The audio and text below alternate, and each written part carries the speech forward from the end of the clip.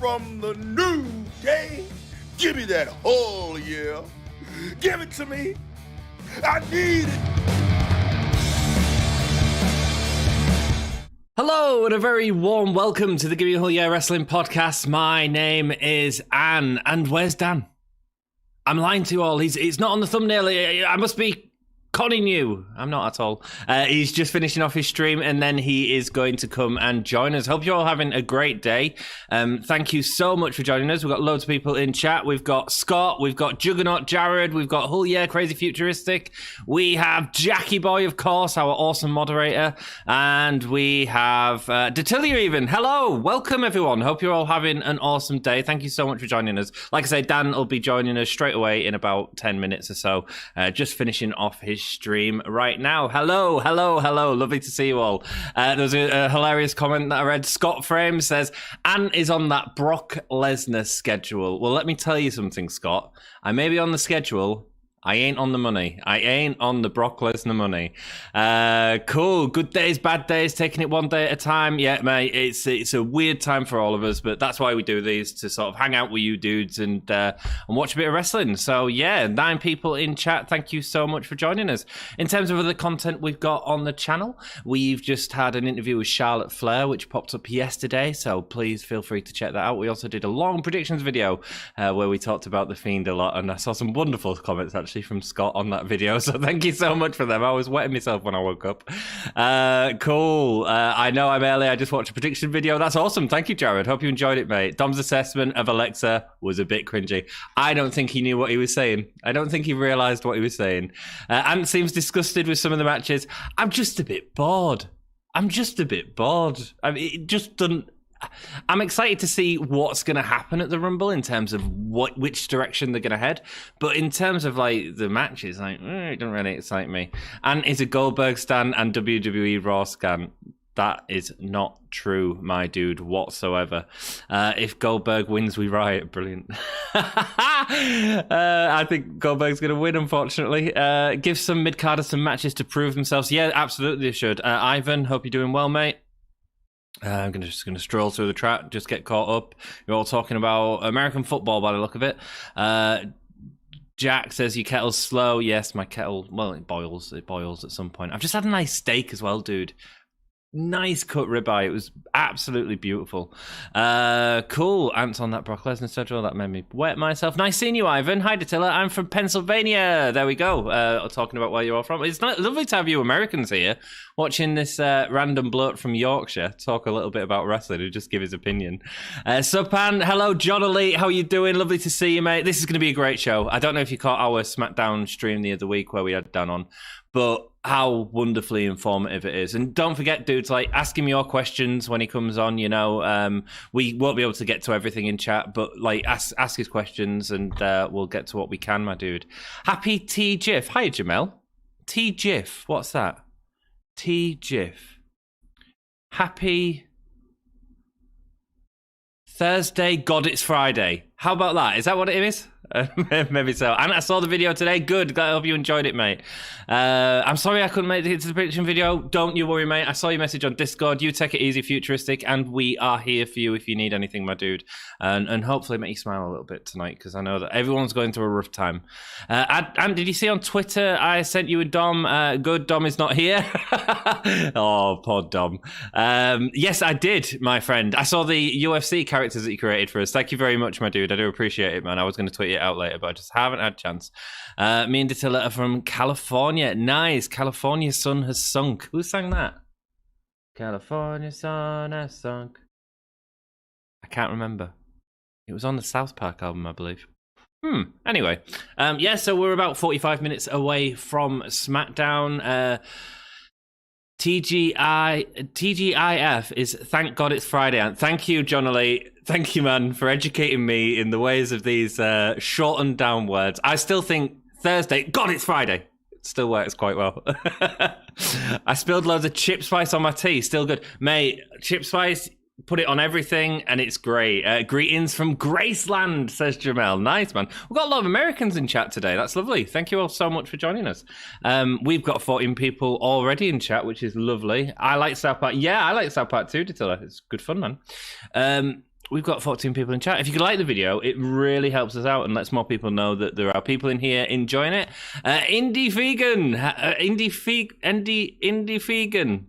Indie Vegan. Hello. Ayo, says Indie Vegan. How are you doing? Lovely to see you. I guess you've just come from the Eve stream. Hope you had a good time with that. Last night I was enjoying it and then I completely fell asleep because I'm absolutely shattered. Where's your special guest, Jake? If he was here on time, just like me, you would have heard me say that he will be joining us in a minute. He's just finishing off his Eve Pro Wrestling stream, and then he's going to come and join us. So that's cool. Greetings from Wales. Sorry, mate. I'm a Yorkshire lad, so don't worry. Wales rocks, man. Wales rocks. One F in Welsh is a V. There we go. I like Bill Goldberg. So underrated and underutilized. Scott, don't get me to say such rubbish. Oh, that young man really needs to have a push, doesn't he? He really needs a push. Love the Twitter interactions that we've had from you all this week. It's been absolutely hilarious, actually. I just wet myself. Crazy Ginger, he will be coming in a couple of minutes. We've got two Crazy Gingers. We've got the fake Crazy Ginger and the normal Crazy Ginger in chat. I'm going to make you a Gimme a Whole Year arena. Yes, you said that on 2K19. That's rock and roll, man. I sent you a message on Twitter. Thank you, my dude. I think my predictions are going to be bang, because I went to brain mode. Oh, that's all good, man. Don't you worry. Jack is telling me off for telling people off for being late. Well, in fairness, I do have a guest on the stream and another thing, and I'm trying to set all this up. And give me a break, Jackie boy. Give me a break. I was late because you are normally late, so I expected you to be late. Ha ha ha ha. Cheers, Jake. Cheers. Thanks for the vote of confidence, mate. Thanks a lot. How dare you talk about being late, Anne? Oh, dudes, I'm in a good mood. I thought last time Dan was on here, even for me, it was a really sort of entertaining stream. So I have no doubt that it will be for you, which is why everyone's here early. Everyone's here ready to party, which is rock and roll. Daily Dan Blog, what is up tonight? Hello, mate. How you doing? Dan's joining us in a minute from Pro Wrestling Eve, the wrestling producer for Pro Wrestling Eve. I'm getting a whole year shirt. Are you really? Did you order one off our Redbubble, man? Yeah, the link is in the description if you want a whole year shirt. Did you get a whole year shirt or did you get the Hulomaniac shirt, Jake? How dare you, Datilla? I mean, banging. I feel good about my picks. Oh, good, man. I really struggled. The Rumbles, I have no idea what they're going to do. And I don't think they do, to be perfectly honest. So, honestly, I think Lana might win the women's. Bible reading tonight during the 25-minute Reigns promo. Scott, I don't have a Bible up because I've got wrestling producer Dan with me, and I have no doubt that it's going to be. We'll make it entertaining. It'll make it entertaining. And how was NXT UK without spoiling it? Good question, John Lee. It was good. I was really tired. I know that you don't give a crap about how I was feeling, but I was just really tired, so I really struggled to get through it. I don't know if get through it is the word, but yeah, it was good. It was all good. I really want to go to Eve. So do I, Jack. After lockdown's over, we're all gonna go party, man. I still want to give me a whole year mug, man. The link's in the description, Datilla. The link's in the description. When you get some moolah, go and have a good time. I've got some chips as well. I've not finished my tea yet. Ready for AEW Revolution and for the street fight. Ivan is excited to see Sting. Dom's joined us. Hello, Dom. Hope you're doing well. Don't be having a go at people for being late, man. Mate, I'll have a go at Jake as much as I want. I don't feel good about my picks. It's so unpredictable. It absolutely is, Jakey boy. It absolutely is. And I think that's what we felt during the predictions. Like, you can see reasons behind everyone apart from the pick of Alexa Bliss, which was just garbage. Rumors are circulated that Alexa Bliss is going to be the winner of the Men's Rumble. Don't tell Dom that. He will mark. He may only be in chat, but there is splurges. And speaking of splurges, Dom's splurging out of his cheeks. I don't know what that is. Crying with laughter, I'd assume. Cool. Hey, Dom. Hey, dudes. Orton should win. He is a Marine. There we go. So it makes complete sense for Orton to win. Hey, Dom. Yo. Oh, yeah, I forgot. Are you ready for a good time? Absolutely. I am. Dom P on Ann. Jack, what's the difference between a lentil and a chickpea? I've never had a lentil on my face. Dom, you like the beard I give you on UFC. I like the beard that you give him, Ivan. I thought it was great. I love Alexa, says Jack. Yeah, Alexa's a wonderful wrestler. She's been a wonderful wrestler for years. I just don't know about this new gimmick change. I just think it's a bit bizarre. But I think I put my opinions across on that predictions video. So go check that out and join in the conversation, as well as Scott did a really good job of doing, sort of voicing his dislike for the Fiend as well. He stuck the middle finger. I haven't given out any middle fingers yet, and I don't want to have to give out middle fingers this evening. Thoughts on the WWE backstage revealing the 30s of men? Sorry, revealing the number 30 of the men's rumble and the 1 and 2 of the women's rumble. I haven't seen it. Is that happening tonight? Yes, backstage will be after Smackdown, won't it? I think it's garbage. I think it's absolute garbage. I think it's well, first of all, 1 and 2 of the women's rumble. We used to know certain numbers. So in booking a Royal Rumble, if you look at like old storylines, you had things like Ted DiBiase trying to buy the number 1 spot because he picked up the number 30 spot and stuff like that. Absolutely fine with. I think that is what Raw should have been doing. It's what SmackDown should have been doing for the past sort of 4 weeks. You know, if you're going to have these matches like Ricochet versus AJ, where it's for the to be able to be in the Royal Rumble, what you should be doing is using that as a vehicle to tell a story and give everyone that opportunity so that we get really excited that in the Royal Rumble we're seeing the best of the best. And maybe you have 20 of them spots open or what have you.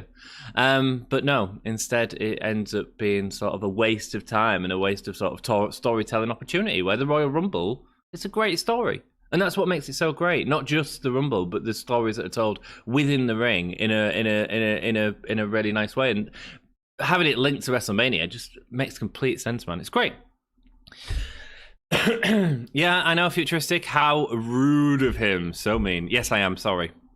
Watch the Fiend, not return Ant. Who you got for the Rumble? We did a predictions video, Ivan. You can go watch that, my dude. Who have I got for the Rumble? Yes. I really struggled with it, though. I really struggled with it, mate. Well, you did when you had your fingers near your face, did I? Thank you, Julia. Have Datilia be a guest on the stream? Well, if Datilia wants to join me one night, she absolutely can. That's happening tomorrow night. That's WWE Backstage, right? I mean, I just think it's stupid. I just think it's a waste of storytelling opportunity. And what's WWE struggling with at the minute? Storytelling. I mean, I'm going to find out about it. I suppose the plus is that if I didn't give a damn and I was just watching wrestling and I didn't bother with the pre-show, because it's probably going to be all to talk about on the pre-show, if I didn't give a damn, I'd just turn up on Royal Rumble and I'd have no idea who it was anyway. But then probably commentary would ruin it for me anyway. So, yeah, I'd say 30 till at the Rumble, absolutely. Unless they announce someone and it ends up being a swerve and someone else comes out, Brock Lesnar takes them out, let's say, or something like that. That could be interesting. But I thought the Edge thing was a bit silly as well, to be perfectly honest. Like, why would you ruin that for an unadvertised segment of Raw? And I put you from the UK, you and Dom. Nice, man. I heard you got a special interview coming, mate. We've got loads of special interviews. We've just done one with Charlotte Flair. We've got I was supposed to do one tonight, but that's been rescheduled. The Crazy Jake and my WWE 2K19 games comes tomorrow. Nice, we'll enjoy it. It's much better than 2K20, trust me. I hope Drew Goldberg beats Drew and wins the Rumble. Wrestling Twitter should be fun. Yeah, man. Yeah, I can see him winning the Rumble if he loses to Drew. I can definitely see that. I would love to join you and let's set something up. Absolutely, Datilla. We could do that at some point, my dude. We will definitely sort something out. Maybe join us for an NXT UK stream. How about that? That's always fun. It's always fun to get you Americans on an NXT UK stream. Watch a bit of NXT UK wrestling. There is meant to be a scary ending. Maybe it turns to a 40-man Rumble and they're revealing the 30th number. Doubt it, but it would be crazy wild, I guess. That's an interesting booking, Jake. That's really interesting. I think the scary ending might be this Lana thing. Oh. I would like to another 40-man Rumble. Yeah, obviously they had one in Saudi Arabia, didn't they, recently? The greatest ever Royal Rumble. Yeah. Can I be a guest on the stream at some point? Absolutely, Scott. We do predictions videos generally with people that don't have YouTubes because it's just easier to do it that way. But I have put your name on the list. I did see a message or something come through earlier, so that is all sorted. I think I'll get married at a wrestling show. Name me one on-screen wedding which went bad, and don't say all of them. Has there been any good ones? No. I mean, good in terms of storytelling. Macho Man and Elizabeth was outstanding, but and they had all the audience in tears. That wouldn't happen these days. That's not happening at Miro and Penelope's wedding, is it? Datilla and Amp for AEW stream. There we go. Thanks, got the beard, Ivan. Nice. And I'd love to see Jay White on Sunday, but I highly doubt it. That's one of the things that Dom said during the predictions. I doubt it as well, but I think it'd be great if it did. Yes, Ivan, I'd be down. I appreciate it. Yeah, maybe Brock takes him out of something such as The Undertaker. Yeah, maybe. Yeah. 20-man Rumble, so people don't have to stay up late like you and Dom. Absolutely, man. Keith Lee is my sleeper pick to win the Rumble. Keith Lee's got a good shout. I think there's lots of people in the Rumble that has a shout. The Fiend's got a shout. Orton's got a shout. Edge has got a shout. John Cena, I nearly went with John Cena as one of my picks. Goldberg's got a shout. Daniel Bryan's got a shout. Shinsuke Nakamura's got a shout. Sheamus has got a shout. And that's quite an interesting setup. So that is certainly the match that I'm most looking forward to. In terms of the Women's Rumble, I think there's less chances there, but I think it's still quite exciting. So, yeah, man. Roman is better than Drew. Edge is going to be 30. I'm calling it. I don't think Edge will be 30. I'd love for it to happen, and we'll see if it does. Part of the reason I don't think it will is because I think he wants to do what he did in the last Rumble and wrestle. You know, he didn't wrestle a lot in a year, and I think that one of the best things about the Edge return last year wasn't just the return, but it was that he came in and wrestled, and we all saw him actually wrestle as opposed to just sort of a 5-minute thing. Brock isn't under contract with WWE right now and is not scheduled to be there. No, well, we'll have to see, won't we? They've said that they want four big matches per day for WrestleMania, though. So that's 8 matches. And I feel like you've got to bring in Brock for something there. I feel like you'll get Brock and Lashley at Mania, to be perfectly honest. So, yeah, probably not. Oh, yes, NXT UK. I'll be down for that. And cool, man. Well, it's a nice, easy stream to do. It's a 1-hour show, and NXT UK is brilliant. So that's why I love to get you guys on it so that we can spread a bit of that NXT UK love. So, yeah, we'll definitely do that, mate. Cool. No fair, Ivan. I'd be terrified if Goldberg won. Get ready to be scared then, Jack. I hope Goldberg loses. I'm entering the AEW Battle Royale. Is it a dog Battle Royale or something like that? Jack White will go to AEW. Oh, maybe so. Maybe so. Aaliyah will be in the Rumble. Your thoughts? Oh, what? Aaliyah Mysterio, not Aaliyah from NXT. Oh, no. Oh, she's probably winning it. That's God, that sounds awful, mate. So yeah, it'll probably happen. Please don't say Goldberg. I'm already worried about the WWE Championship match. Yeah, well, I'm sorry, mate. I'm lovely to see you, Janelle. Hope you're doing well, mate. Yeah, it's probably gonna happen. Triple H will be in the Royal Rumble. It sort of makes sense, Jamel. I don't know if you've seen our predictions videos, but that's one of my picks. Again, sort of instead of bringing people in, they should be using people that are working backstage and within the sort of COVID parameters that they've got already. And so Triple H makes sense to be there. And let's face it, if they're trying to get 8 big matches at Mania, Triple H will be in one of them.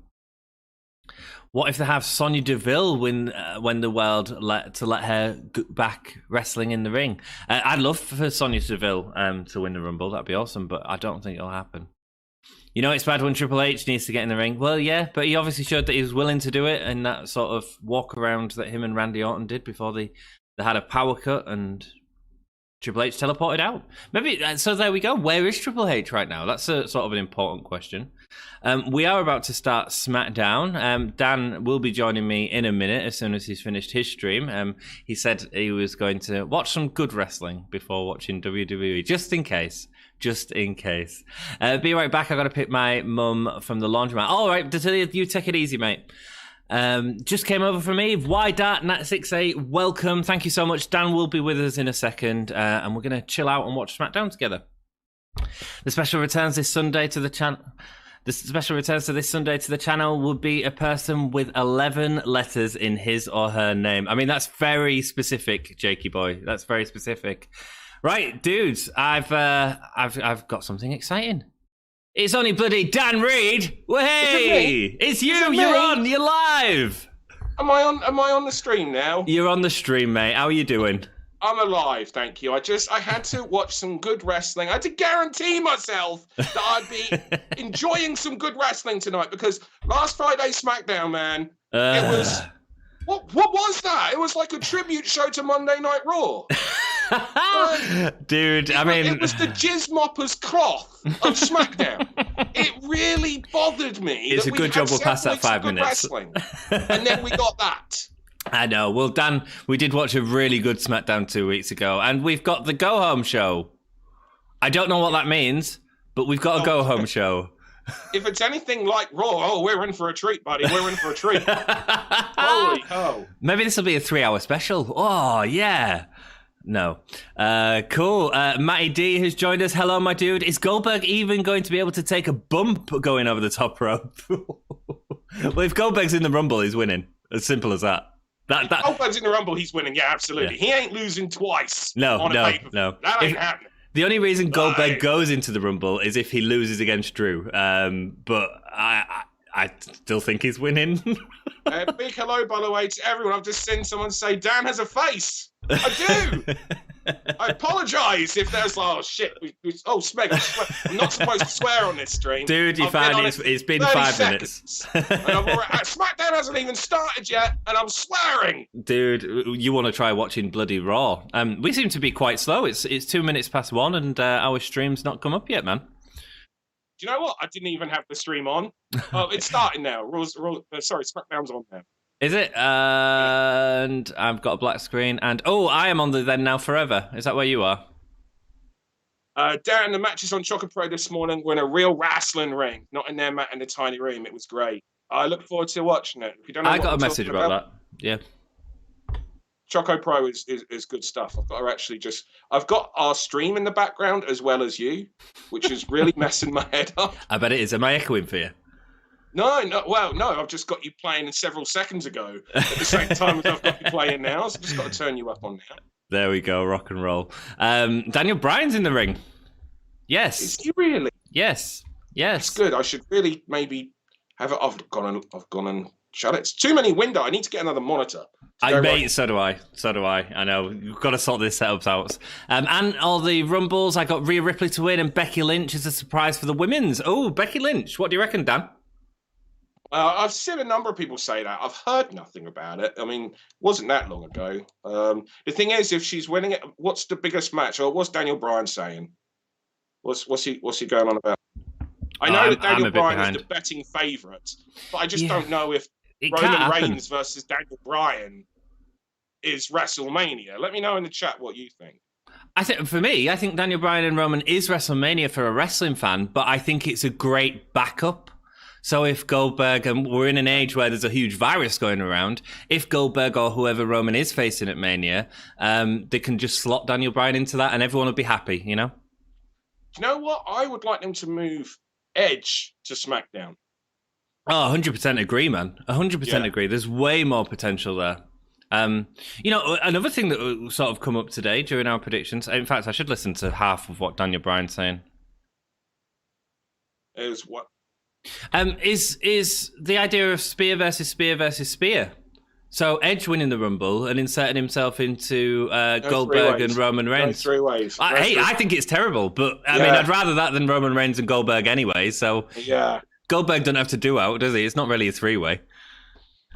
I don't need that. One thing we know that Goldberg's going to be wrestling at Mania. Yeah. There's no way Goldberg ain't wrestling at Mania. No. We just hope and we pray.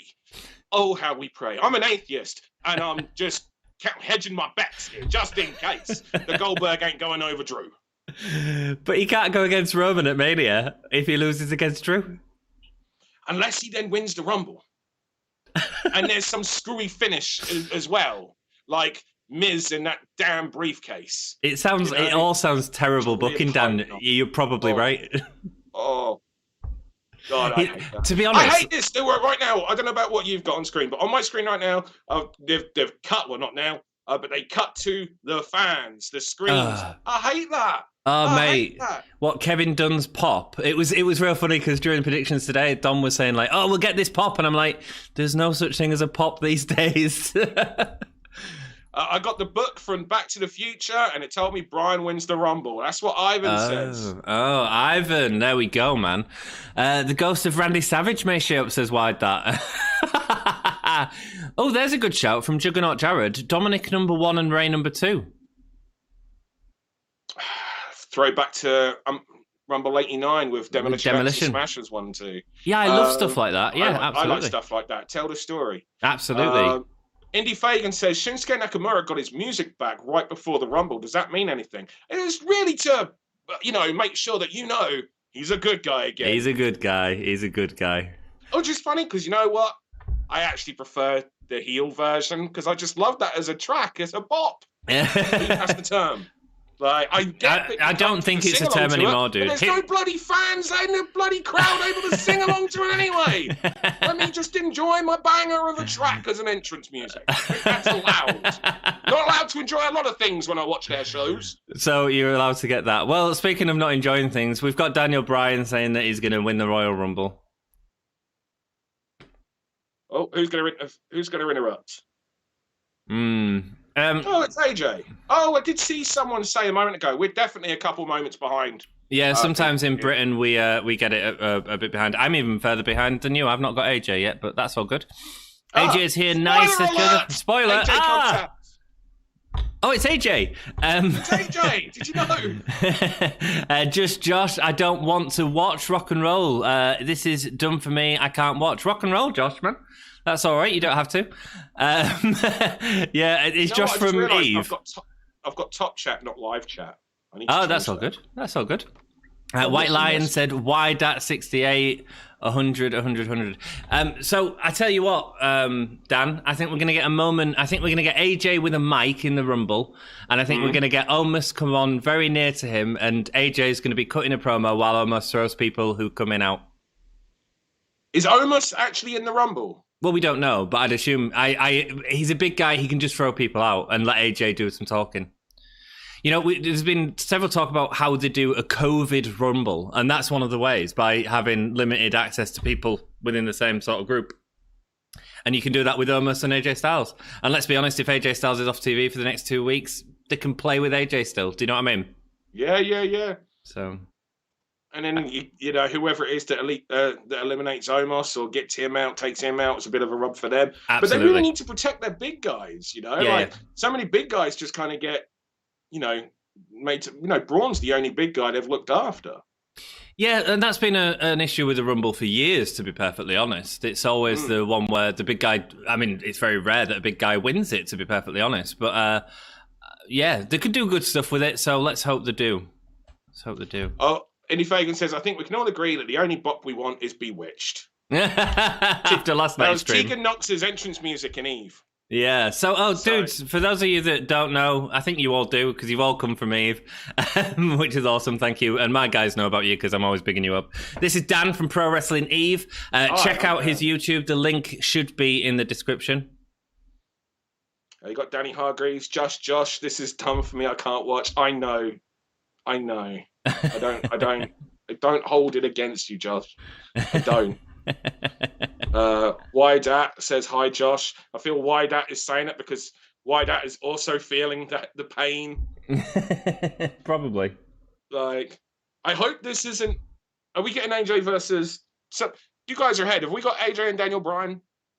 Oh, yes, we do, because they just said it. Don't worry about it. All right. Okay. I'm behind you. Fine, as long as it's not 3 minutes like that freaking Cesaro Daniel Bryan match. Or who was it last week? Was it Cesaro and Dolph?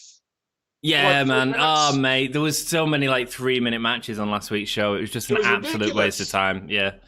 Yeah, Kevin and it's Nash comes into the Rumble, steps over the top rope, and tears his quad. That'll happen. Eve is my jam, says Wydad. Absolutely, man. Absolutely. Jam that jam. Yeah, and we do watch Eve as well on Wednesday, so if you fancy coming and hanging out with me while hanging out with Dan. Millie might not. Did you see mine and Millie's spat on? I did see yours and Millie's. Why are we getting AJ and Daniel Bryan on SmackDown? Well, why not, mate? I mean, I'm going to take every small victory I can. Okay? Because Dan's come, we're getting a good match. I can. Yeah. Wow, 10 minutes in when we have a push to the ground. One of the issues with SmackDown recently is its pace of storytelling. Wonder what happened to the big guy to get that graze on his forehead. I don't know, man. Maybe walked into a door frame. Did you all see my last comment? No. Does the draft even matter? AJ on SmackDown, but was drafted to Raw. Asuka on SmackDown, but was drafted to Raw. Asuka, I don't think she'll be here tonight, but seriously, the draft is just stupid. Thoughts? Oh, yeah, no, I didn't even realise until I just started reading through the comments again. AJ's Raw, isn't he? He is, yeah. He is. Oh, fudge me. I'd say I didn't swear. Well done. Dan, you've been so well behaved tonight. I'm really proud of you, man. I'm doing my best. Dan, I have not watched WWE in years. If it sucks, I blame y'all. Don't blame me. Don't throw it at me. Go ahead, it's all Dan. Warning. I gave you a warning. Why, Dan? I believe you've come here from this stream.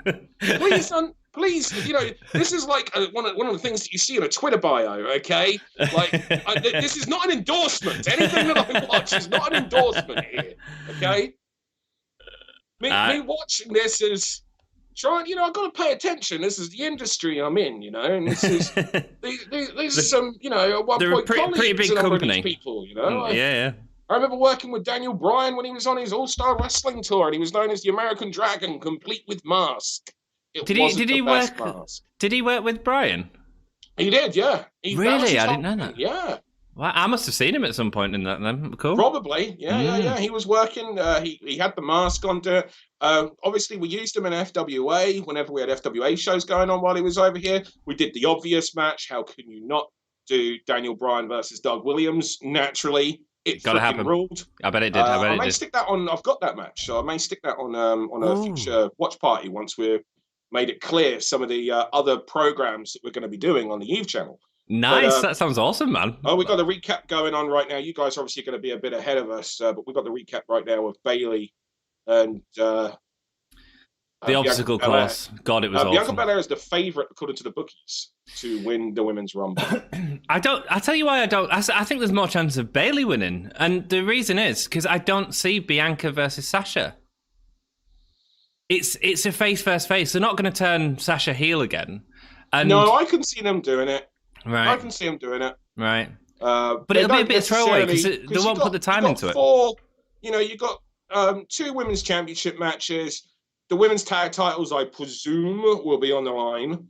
And then you've got the 2 guys championship matches and maybe something. You can definitely have one of those matches be face v face, and they're strong characters in Sasha. I'm not saying like you're wrong or anything along those lines. I wouldn't put any money.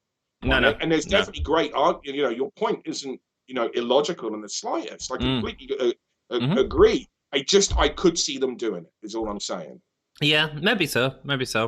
I just see more chance of Rhea happening. Just to get us Rhea and Charlotte again. We still haven't had a fucking match. Oh, no. There goes the swear. Sorry. Mate, it's after 5 minutes. Don't worry. It's all good. Right. 15 minutes in, no match yet. No. Dan, this is how not to do it. Matthew, can you imagine if I did this on Eve? Can you imagine, right? Now, you guys know that a lot of the people that come to Eve, Eve is the show that you can take your non-wrestling friends to and not be embarrassed or ashamed about being a wrestling fan. Okay? But can you imagine if they're like, guys, you got to come along to this awesome underground nightclub wrestling show. It's proper punk. It's awesome. You wouldn't believe there's women running across the walls like they're freaking Spider-Man. There's just all sorts of shit. They're diving off the balconies. They're fireworks, thumbtacks and everything. You wouldn't Lego. And then they get to the show and we get 20 minutes of talking to begin with. Once the show, we have to go through the rules at the start. That's one thing. But then they just come out and talk. Yeah. No, man. You imagine none of those fuckers are coming back. They're not coming back. No, I know. Those people are going to look to their friends and go, I paid 30 quid for these tickets. And I've got 30 minutes of this. To hear someone badly act on... There we go. Juggernaut Jared asks, Dan, which would you rather prefer, face versus face or heel versus heel? Do you know what? I like both. It just depends on the structure. If you go onto the Eve channel or Juggernaut, you may have seen me stream this match before. There is a great heel v heel match of Nina Samuels versus Nicole Matthews, and the crowd are electric throughout. So it can be done. You can have tremendous heel v heel matches. They're harder to do than, and I don't think WWE could get it around their heads to do it and with a fake crowd noise. No. Like, they would want to turn someone more baby in the match. Rather than, I don't think, rather than if you watch the Nicole versus Nina Samuels match, no one really goes baby in that match. They're both being villains, really. Absolutely. They're both keeping true to their character. And I don't believe that WWE would know how to do that within the Thunderdome. A Kevin Dunn era. With the fake crowd noise. Yeah, no, I agree completely. It'd be really annoying to me. I'd really struggle watching that sort of match nowadays. No, with how they would do it. Like, I do believe heel v heel can absolutely be done, because if I didn't, I wouldn't do it. Yeah, no, absolutely. But you need a crowd there for that, and same with face versus face. You can't fake that. I also think that it comes to I'm struggling with this whole fake crowd noise stuff for a lot of it. I really am, because it just feels so forced, But a face v face is very, very easy to do on a lot of indie shows, and heel v heels, like I say, they just, for the most part, it really comes down to, you got to be really skilled to do it and get it right. So you got to be, but it's logical to do heel v heel matches. Absolutely, because the whole point of wrestling is, it's about a sport, and these athletes should face these athletes, and because you want to try and get as high up the rankings you can get a title match. Yeah. And so why wouldn't you get heel v heel matches and face v face matches? I think it's one of the things that exposes wrestling. People go, the internet exposed wrestling. No, shit wrestling and shit logic exposed wrestling. The internet didn't expose it. Bad product exposed it. No, the internet just gives us a voice. Yeah, exactly. That's what they didn't like. They didn't like that there was a voice. No. It wasn't there, and they just used the excuse that the internet exposed it. The internet didn't expose it. No. I didn't need the internet. I already knew that wrestling was a work long before I subscribed to The Observer, which was before I had the internet. Why? Because I've been in a real fight. Yeah, exactly. Yeah. Indy Fagan says, what could be the longest you could go in Eve with two people talking in the ring, Nina and Jetta, and how long before they say, fuck it and scrap the script to fight? Well, I suppose the longest promo that I think we've ever done in a ring that wasn't part of like when we're saying goodbye to someone, or when we're doing like a Hall of Fame kind of induction. Do you know what I mean? Yeah. Like, those are separate things. Yeah. And they don't feel, because they're real, it doesn't feel forced or scripted. Do you know what I mean? You're all there's a different kind of emotional connection to those. Yeah. So if I was to take that away, the longest thing that we ever did was probably actually on a show just prior to the lockdown in March last year. And that was an angle with Rebel Kinney and Sky Spitzen. And there was a lot of content. But the reason why it lasted as long as it did is because neither of them had ever done promos before like those. So they took too long to do it. So, like, if I was to go back now and to stream that, I would edit that down because there was too many pauses. Right. But you can't help get that, because that's just part of training. But other than that, I would say probably the longest thing that we've ever done would be either the Nina Samuels, Jamie Hayter in-ring stuff that we did that set up their match.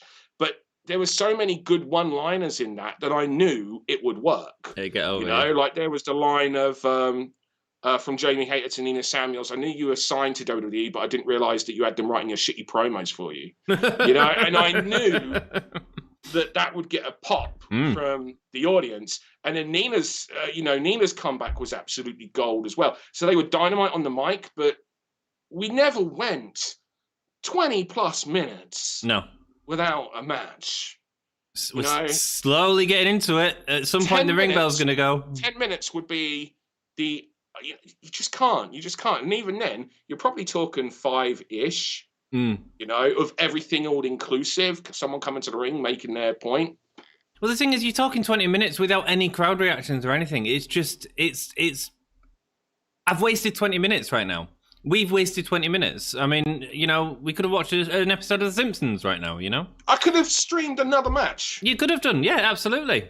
You know, like I'd have probably got onto a second match in all likelihood. And I have no doubt that we'll be complaining at some point in this evening about a match not being given enough time. And there's all this time that you've just, like, wasted, you know? Mm-hmm. No, Ma. Hello. Oh, and hello, everyone. Thank you so much for joining us all. We do appreciate it. Like the video, it really helps people see that you are enjoying it, and subscribe for more wrestling content. And you'll see when Dan comes around. He's doing Raw one week. Which, Fuck off, am I? AEW... There's no chance in hell that you will ever get me on a Raw stream. Right? I don't believe it. I don't believe it. Maybe when Eve gets to 100,000, we'll do it as a special. That doesn't sound special at all. Still no. I can't go through Raw. Maybe we could do a GoFundMe to fund Dan to watch Raw.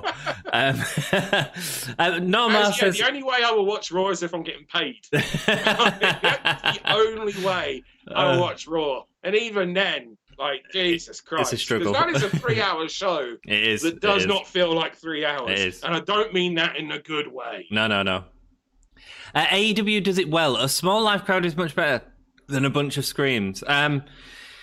It's difficult because it is better, but it's more unsafe. I thought the original comment when it says AEW does it well, and I was going to bring it back onto heel versus heels.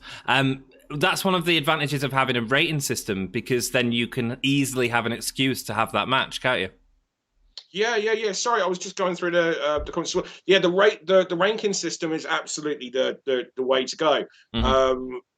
It is something that I basically kind of did unofficially. Like, I never showed the rankings on screen, but we'd always say that's however many in a row. Do you know what I mean? Or we'd say what their, a win-loss record, or what they've been up to recently. Mm-hmm. You know, you should, because that's part of the damn story. Of course it is, yeah. You got Bianca Belair and Bayley in the ring now, and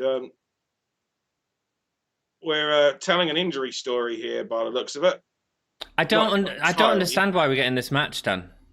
Yeah, I don't know either, but I also don't like the fact that I always look at the TV shows as like they're your opportunity to sell to the public to subscribe to the network and watch the big pay-per-views, watch the big events, right? Yep. So therefore, you want to give some action. You don't want to say you only get action if you subscribe, because it's like, well, then what if I'm going to watch it for 2 bloody hours and 3 hours and an hour here and an hour there? It's a waste of time. It's like, I'm not. And if you don't present to me something exciting, then I'm definitely really not going to, get my attention. It's 2021, right? And I've said this before. I am enjoying the storylines and everything that's been going on in UFC recently far more than anything that I see on WWE. Mm-hmm. And a lot of that is because they are more real. Yeah. And it's not that they're necessarily real. No. They're more real. Yeah. And the pacing of the shows, and it's a lot faster. It keeps your attention. We live in this, what I used to call the push the red button generation. Do you remember when the red button came out? Yeah. And it was just like on Sky, if you want to, don't get up from your chair, push the red button, you can order your Domino's straight. Now we have it on our phone. Basically, how many people find themselves just grabbing their phone now when it just because they were bored for all of 2 seconds? You've got to keep this attention, but you can keep our attention with good wrestling.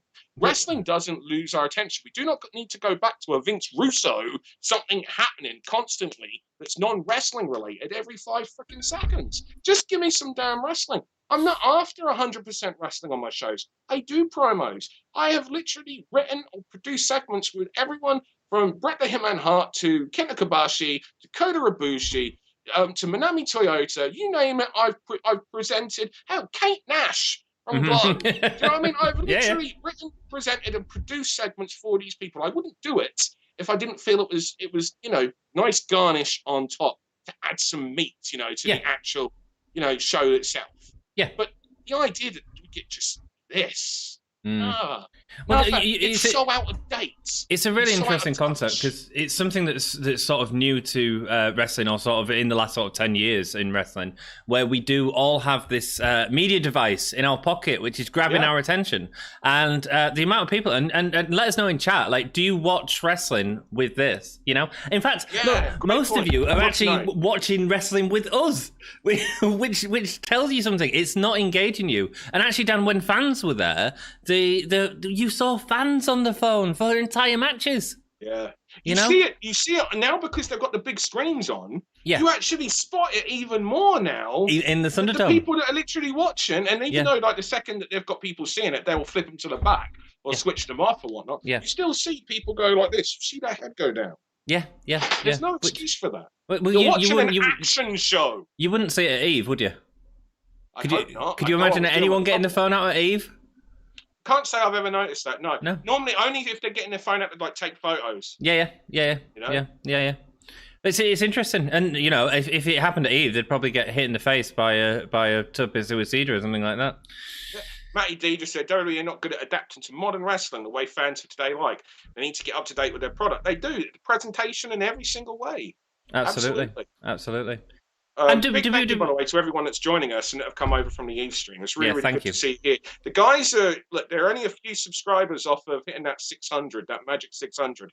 And then the closer they get to the 1,000, then the better position they're going to be able to do even more content. Because you open up a load of new content available to you once you hit 1,000 subscribers. So if you're watching this and you're enjoying, please hit the subscribe button as well as get on that like train. Thank you so much, Dan. We do appreciate it. And I appreciate all the support that you've been giving us, both on Eve and everything else. Raymond says, if this was AEW, I wouldn't be on YouTube with you guys. Well, that's cool, man. And that's because the product is engaging you, you know? Yeah, absolutely. I find I haven't watched all of AEW yet, but I watched the first half. I'm up to the Dax Jungle Boy match on this week's AEW. And I've enjoyed this week's show so much, and I doubt I'm going to be disappointed by Dax and Jungle Boy. Pay-per-view level quality match, outstanding. Yeah, it didn't surprise me. When I saw they were doing that, it reminded me of when they announced Frankie Kazarian and Hangman Page. The second I saw that was announced, I was like, that's going to be a banger. And it was. It was a pay-per-view quality match. Yeah, absolutely. Kobe, hey, man. Yeah, Raymond, hello. YDat68, Matty D, hello. YDat, Dom joined us again. Hello, my dude. Cool. And hello, Yuri Butler. Hope all is going well. Because Lana's not doing anything right now. Yeah, Lana could end up... I got a question. Would you like Lana to be on your show? Yeah, sure. I could have a chat with any wrestler. And guys, don't get me wrong. Like when we criticize this, it's not the talent. Dan's worked with a lot of the talent on here. He knows how good these performers are. In the ring right now, you have two phenomenal wrestlers. You know, Bianca Belair, homegrown WWE talent. Like, she should absolutely be pushed to the top. But this is fine. But it's not. It's missing something. It feels like it's happening too early, for sure. Again, it's the presentation. It's just, we've got an idea now, and so they then thrust them onto the screen out of nowhere sometimes. And you won't have seen them on TV for ages because they're like, we have nothing for them. Well, just let's have some matches then. Just give them some fucking matches. You know, like, and if they haven't got anything for you, then they practically don't exist. But it also sort of feels like we've got. And that makes it feel fake because it actually feels like the drama in the personal lives means more to the company giving you championship matches. It feels like the drama in the personal life impacts the sporting part of the story more than the sporting part of the story. Yeah, absolutely. But that's the thing, Dan. They've got all these talents on SmackDown, so much talent, right? And as this feud has been going on with Bayley and Bianca, where they've been having all these sort of segments and stuff like that. Why isn't Bianca fighting Liv Morgan or Natalya and Bayley's fighting X, Y, and Z? Why aren't they using this talent instead of just giving us the same faces all the time? And while I love these as wrestlers, sorry, go on. And no. I was just going to say, and the thing is, when you get stuff like this, and it's like near the start of a feud, you know you ain't getting a proper finish without some drama attached. No. And therefore, you don't really care and aren't as emotionally invested into it. Yeah, yeah. Because why would you be? You know that this doesn't really count as a match. No, you no. know that this is just a vehicle to progress the story. Oh yeah, I was asking that to Dan, but that'd be cool. Was that the Lana question? Oh, you don't care about me all of a sudden, Hull, yeah? Screw you. I get Dan on the screen and no one gives a crap about me now. Jesus. Yeah, sorry, about Lana, yeah. Would you like Lana to be on the Eve show? There we go. I mean, yeah, I suppose. I mean, it would be, do you know the reason why, though? Because if I was to judge her by what I'm used to seeing, with regards to, you know, the WWE product, then, you know, it's obviously not particularly good. We got the finish there. I ain't seen the finish, but I've seen the cartwheel. And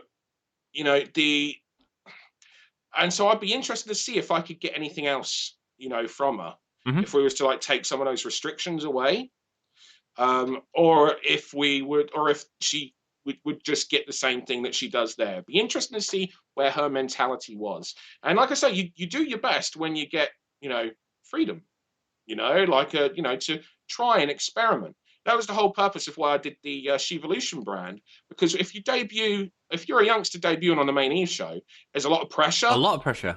Yeah, like, and the girls, like, and it's not that they're not supportive, because they are, but the girls will say they're not up to Eve.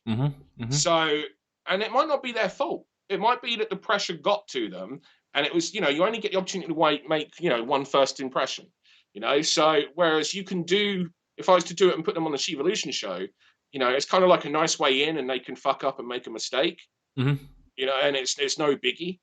Whereas on the main Eve shows, though, when it comes to promos, there's going to be some issues, but it's the only way they're going to learn. For those of you that don't know, Shevolution is sort of Eve's NXT sort of brand of it. Dan, we just seen a clean win from Bianca Belair. Yeah, but we got Bayley now doing a promo, and Bayley's in the ring. Like, it's to further the story, whatever that may be. But surely this moment, this Bianca Belair reaction, it feels like a big moment. And she's treating it as a big moment. Why not do it on Sunday? When was the last time that Bayley got a string of wins together?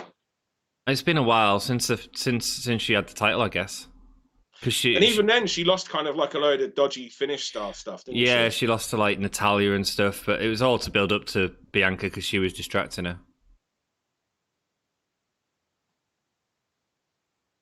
This also feels like a real horrible white meat babyface promo. Like, Bayley's reaction there is like sticking her tongue out, like, that's so out of date.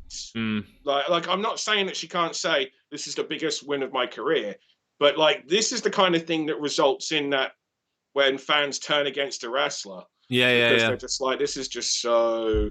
Now, Forced. Someone was saying in the chat earlier about promos and saying that the best promo people in Eve are the heels. And I wouldn't argue that. Although Jeddah is a babyface nowadays, and obviously Jeddah can promo. But usually you have your stronger mic people on as the villain side to help, you know, lead, basically. And also, it's a lot easier being a villain on the mic than it is. Absolutely. Of course, yeah.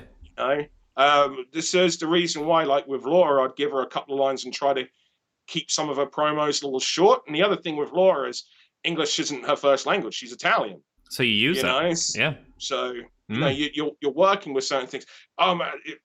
Cesaro. This is when you get an idea of actually just how big Cesaro is. Oh, yeah. What is he? 6'1"? 6'2"? I think it's more than that, isn't he? Is he? I don't know. I think so. You tell me. He was, your wife's seen him naked. I know, he's worked for me. I should know. It was in 2006, I think, when he worked for me, or 2005. It's probably this not motherfucker's got go-away heat with me. Who's that? Omos. Baron Corbin. Oh, Baron Corbin. Oh, yeah. Yeah. His vocal delivery is too laboured, man. That's my issue.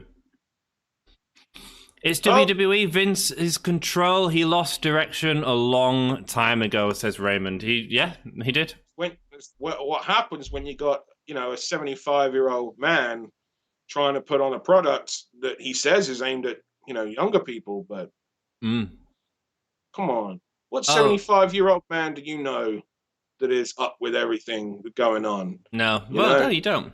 I'm 38. I ask my kids, and we don't understand chat half the time when you guys are like TGFI and STWXYZ, and we're I was going to say STDs, because if you're getting any letters with that, man, you need to follow that up. Right? Yeah, I got a letter in the post about that, but I still didn't know what it was. It was a test that came back and said yes. I'd rather watch 20 hours of Eve than 20 minutes of any WWE show, except maybe NXT UK. Cool. Look, you know, me and Dan, like, this just sort of happened because I started to watch Eve and I was like, let's see what this is all about, and thoroughly engaged with the product. I was like, wow, this is a really good way for me to guarantee for my own sanity, because I'm doing all these sort of WWE streams and all that all during the week, that I'm going to get to see some awesome wrestling that feels different, that feels cutting edge. And not only that, it's on a Wednesday, the same night as AEW. Awesome. Let's do it. Thank you. It's amazing how the shows that I've been streaming recently, right, that we've been going through, are 3 years old, and they still feel more cutting edge, fresh, more up to date than the stuff that we're watching now. Like, that shouldn't be the case. Well, we all know what NXT is doing at the minute. NXT UK with an Eve rematch right there. Yeah, same storyline. I know. It doesn't surprise me, though. The writers of NXT UK were often at Eve shows. So, you know, and you know what? It's not a bad storyline. It's a very simple storyline. The only thing is, when I did that storyline of Meiko Satomura being the best in the world, she'd already been in Eve for a year and a half. And when she started in Eve, she wasn't wrestling anywhere else internationally. And then Fight Club Pro brought her over, and Fight Club Pro had a very big following. And so Meiko, you know, went from just the only place that you would see Meiko Satomura outside of Japan was Eve.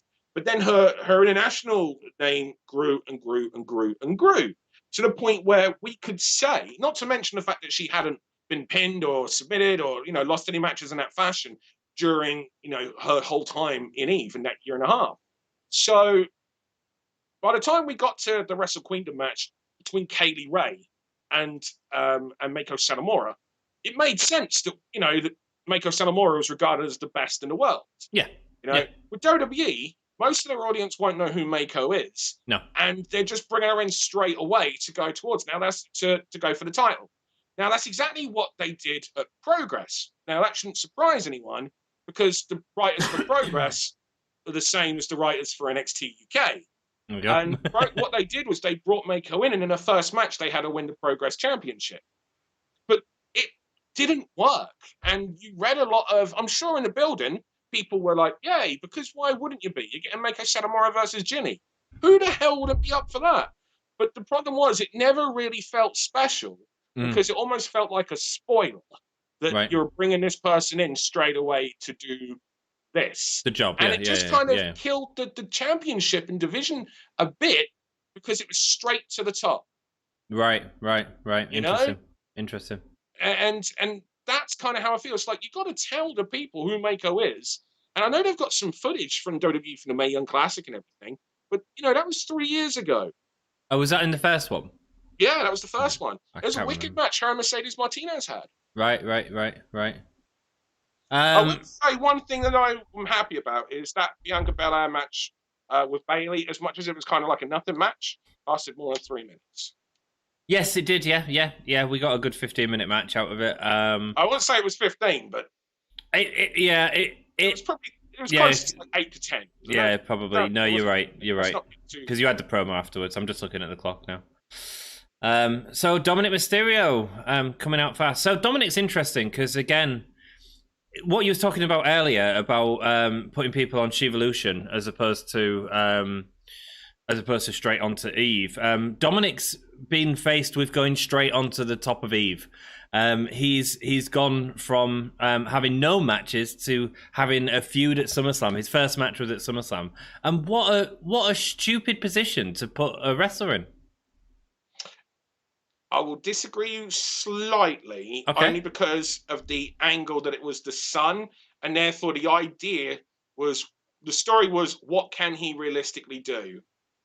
Right. So it was more of a rather than you're getting this great match, the idea was what realistically can this kid do? This kid is biting more than he can chew. So Right. then when he then does something, it's like, oh, like a pleasant surprise. I think though that Oh. the storyline in general that they've done is what's made it, is what's made it pretty damn shite. Well, To be quite honest with I've not been. I mean, even in this match, you can see that Baron Corbin is absolutely leading this and sort of taking control. But my issue is he hasn't got any. He's not working with a crowd, so he's in a really crap position for that. He's not working in NXT where he can face a load of different people. He's sort of stuck. I mean, he's faced Seth Rollins, Corbin. I think that's probably it. And yeah, no, it is. It's the same. And it's a really difficult position, man. yeah, where's Buddy Murphy? Oh, I don't know. I think he's. Seth Rollins isn't on TV, so we get rid of Buddy Murphy. Yeah, Raymond says, Dan, even 3-year-old shows his appeal because many of those wrestlers are now in the States and making a good name here as well as overseas with you. Yeah, there is absolutely the fact that there's more people aware of some of the talent as a result of that. But it's just like the fact that you're seeing better matches, that they had 3 matches, or at least more entertaining, matches for wrestling fans, that they had 3 matches 3 years ago than what they're having now. Just makes me so glad that the independent scene existed. Yeah, and we've got these in the bag to watch. Yeah, like if you go and have a look at Ginny's and Nina Samuels match from 2020 before the lockdown that they had at Wrestle Queendom for Vive, it's way better than any match that they've had on NXT because it was allowed to be, and it was like a 15-minute match. And that's the same with women who have had potentially more exposure on WWE, like Toni Storm. Like her stuff in Eve is outstanding, and you're watching wrestlers without them sort of limitations that get put on them. Keith Lee is another good example. No! Oh, what happened? I'm on the 619. Yeah. Oh wow, you're way behind, bro. Ah, it's all good. It's all good. Kobe Tot says Corbin is a horrible heel. Oh, that was all right. When you look at great heels, you think of Triple H, Chris Jericho, etc. You never wanted to change the channel with them, but Corbin, you want to change the channel. Yeah, exactly. It's not that heat that goes, I hope he loses. It's that heat that where you go, I just don't care. Like that's not the heat that you want. Like there is such a thing as go away heat. Yeah, of course. And there's like people are like, there's no such thing as bad publicity. There is. Yeah, of course there is. And if you don't believe there is anyone there, if then I suggest looking up the time that Coca-Cola tried to launch a bottled water product here in the UK. See how that went down. That was a nice spot. Yeah, man. You'll see it in a moment. You'll know what I mean. The Corbin's just on the apron. I like the reversal of the deep six. Yeah, that was cool. Oh, the missing of the dropkick. Is that what you're on about? No, it's hanging up at the top rope. Okay. I mean, he's selling really well, so good for him. It's a difficult position, though. Jack says 494 subs, lads. 5 more. Thank you all so much, man. I wasn't offended by that match. And we've had a second match now. Yeah. At least that's something. Yeah. It's one of the better ones I've seen out of Dom, actually. I haven't been rated by a lot of he just stuff. picks him up. He should have. Okay. Like I know Ray's bigger, smaller than him, but realistically, you shouldn't. He should have been able to like elbow and pushed off. It's just the little details, like strike him first, then put him on your shoulder. Right. You have no idea what I'm referring to because you ain't even probably at the end of the match yet. I'm at it now. Okay. Going for the lawn date, but at least Rey Mysterio reversed out of it. Yeah. Well, thank you, Raymond. That's greatly appreciated you saying that. What was that? I missed it. Coke's water was Dasani. Yes, that's exactly it. You don't know, Jack.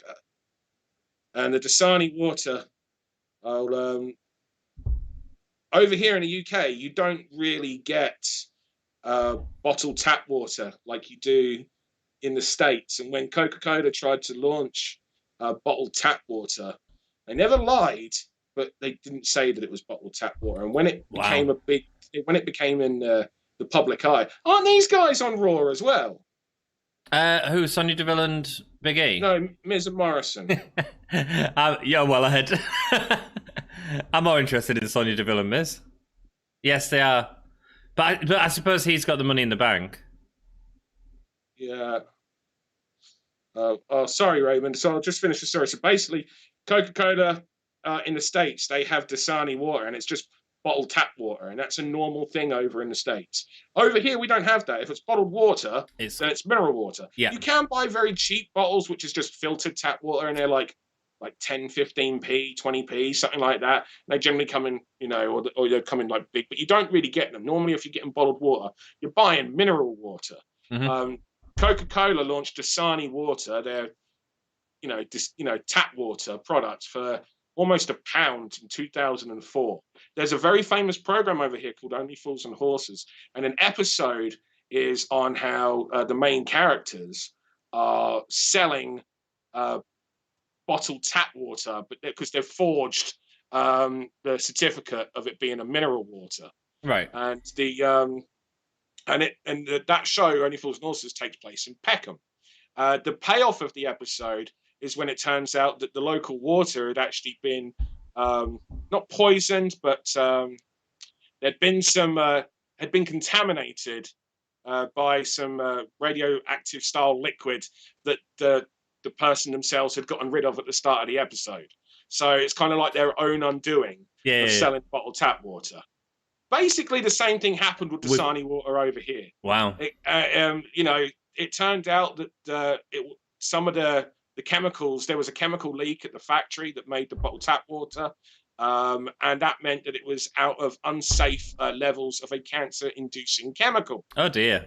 What made it even worse is that the factory was located just 10 minutes from Peckham, where that TV show I'm talking about is based. So that meant that every newspaper just ran that this was the real life. Oh, I can imagine the headlines now. Yeah, story. Real life. Yeah. And Coca-Cola lost something like £7 million, £7 million. So that would have been about what? At that time, 2004, that would have probably been about $12 million. Wow. That's a lot, man. Yeah, but not all press is good press. Peckham Springwater, Dan. There we go. Yeah. There we go. And is there a version of Wrestlers Court in Eve? No, there isn't. There is just a case of if there's issues, and there has been, because people are human. You work in an office, you ain't going to get on with everyone. Not only that, you're working in an industry where people are scrapping, and accidents happen, and all sorts of stuff. Yeah. So if there are issues, and sometimes there are, they'll come to me, and it'll be my job to effectively go through a procedure, just like you would in any other. What really kind of happens, though, is, hasn't happened for a long time, because obviously there haven't been any indie shows, is I would start to get, because the other independent promotions spend like no time on the women's scene, I'd get phone calls from promoters of other promotions annoyed at the women. Wow. And sometimes it would be, so-and-so's not a good wrestler. And I'd be like, yeah. They're like, well, why is everyone saying that? And it's like, well, who's everyone? Who are you asking? Well, I read on Twitter. All right, who was it saying it? Right. What do they look like? Do you know what I mean? It's just like, and why are you just phoning me to be annoyed? It's probably because you're respected, and because people come to you and know that you can sort these issues out, and that'll be why, Dan. Yeah, and there was another one, and again, I won't say it, but they sorted themselves. Like, I literally phoned them and said, look, this is a situation. It's gone on, for a couple of months, basically. Everyone's just kind of like being, well, maybe just let them get out of their system. Maybe it's just because they found a bit of fame suddenly, so maybe they just need to kind of get out of their system, and then, because that's what happens to a lot of guys. A lot of guys go through this, that period, like they'll get a lot of fame, and all of a sudden they'll become Billy Big Bollocks, in their head, and normally they'll just be like, yeah, all right, just give them a little time, get it out of their system, and if they calm down, then we're good. That's what a lot of people's take on it is. But they had a little bit of time. Numerous other promoters were calling me and saying, look, if they don't change their act, I'm going to take them off all the shows. Right. And so I spoke to them and I gave them, look, do you want to take some time off? Regroup, have a think about things, because they were like, denying, obviously. I was like, do you want to maybe have a think about how you think this could have happened?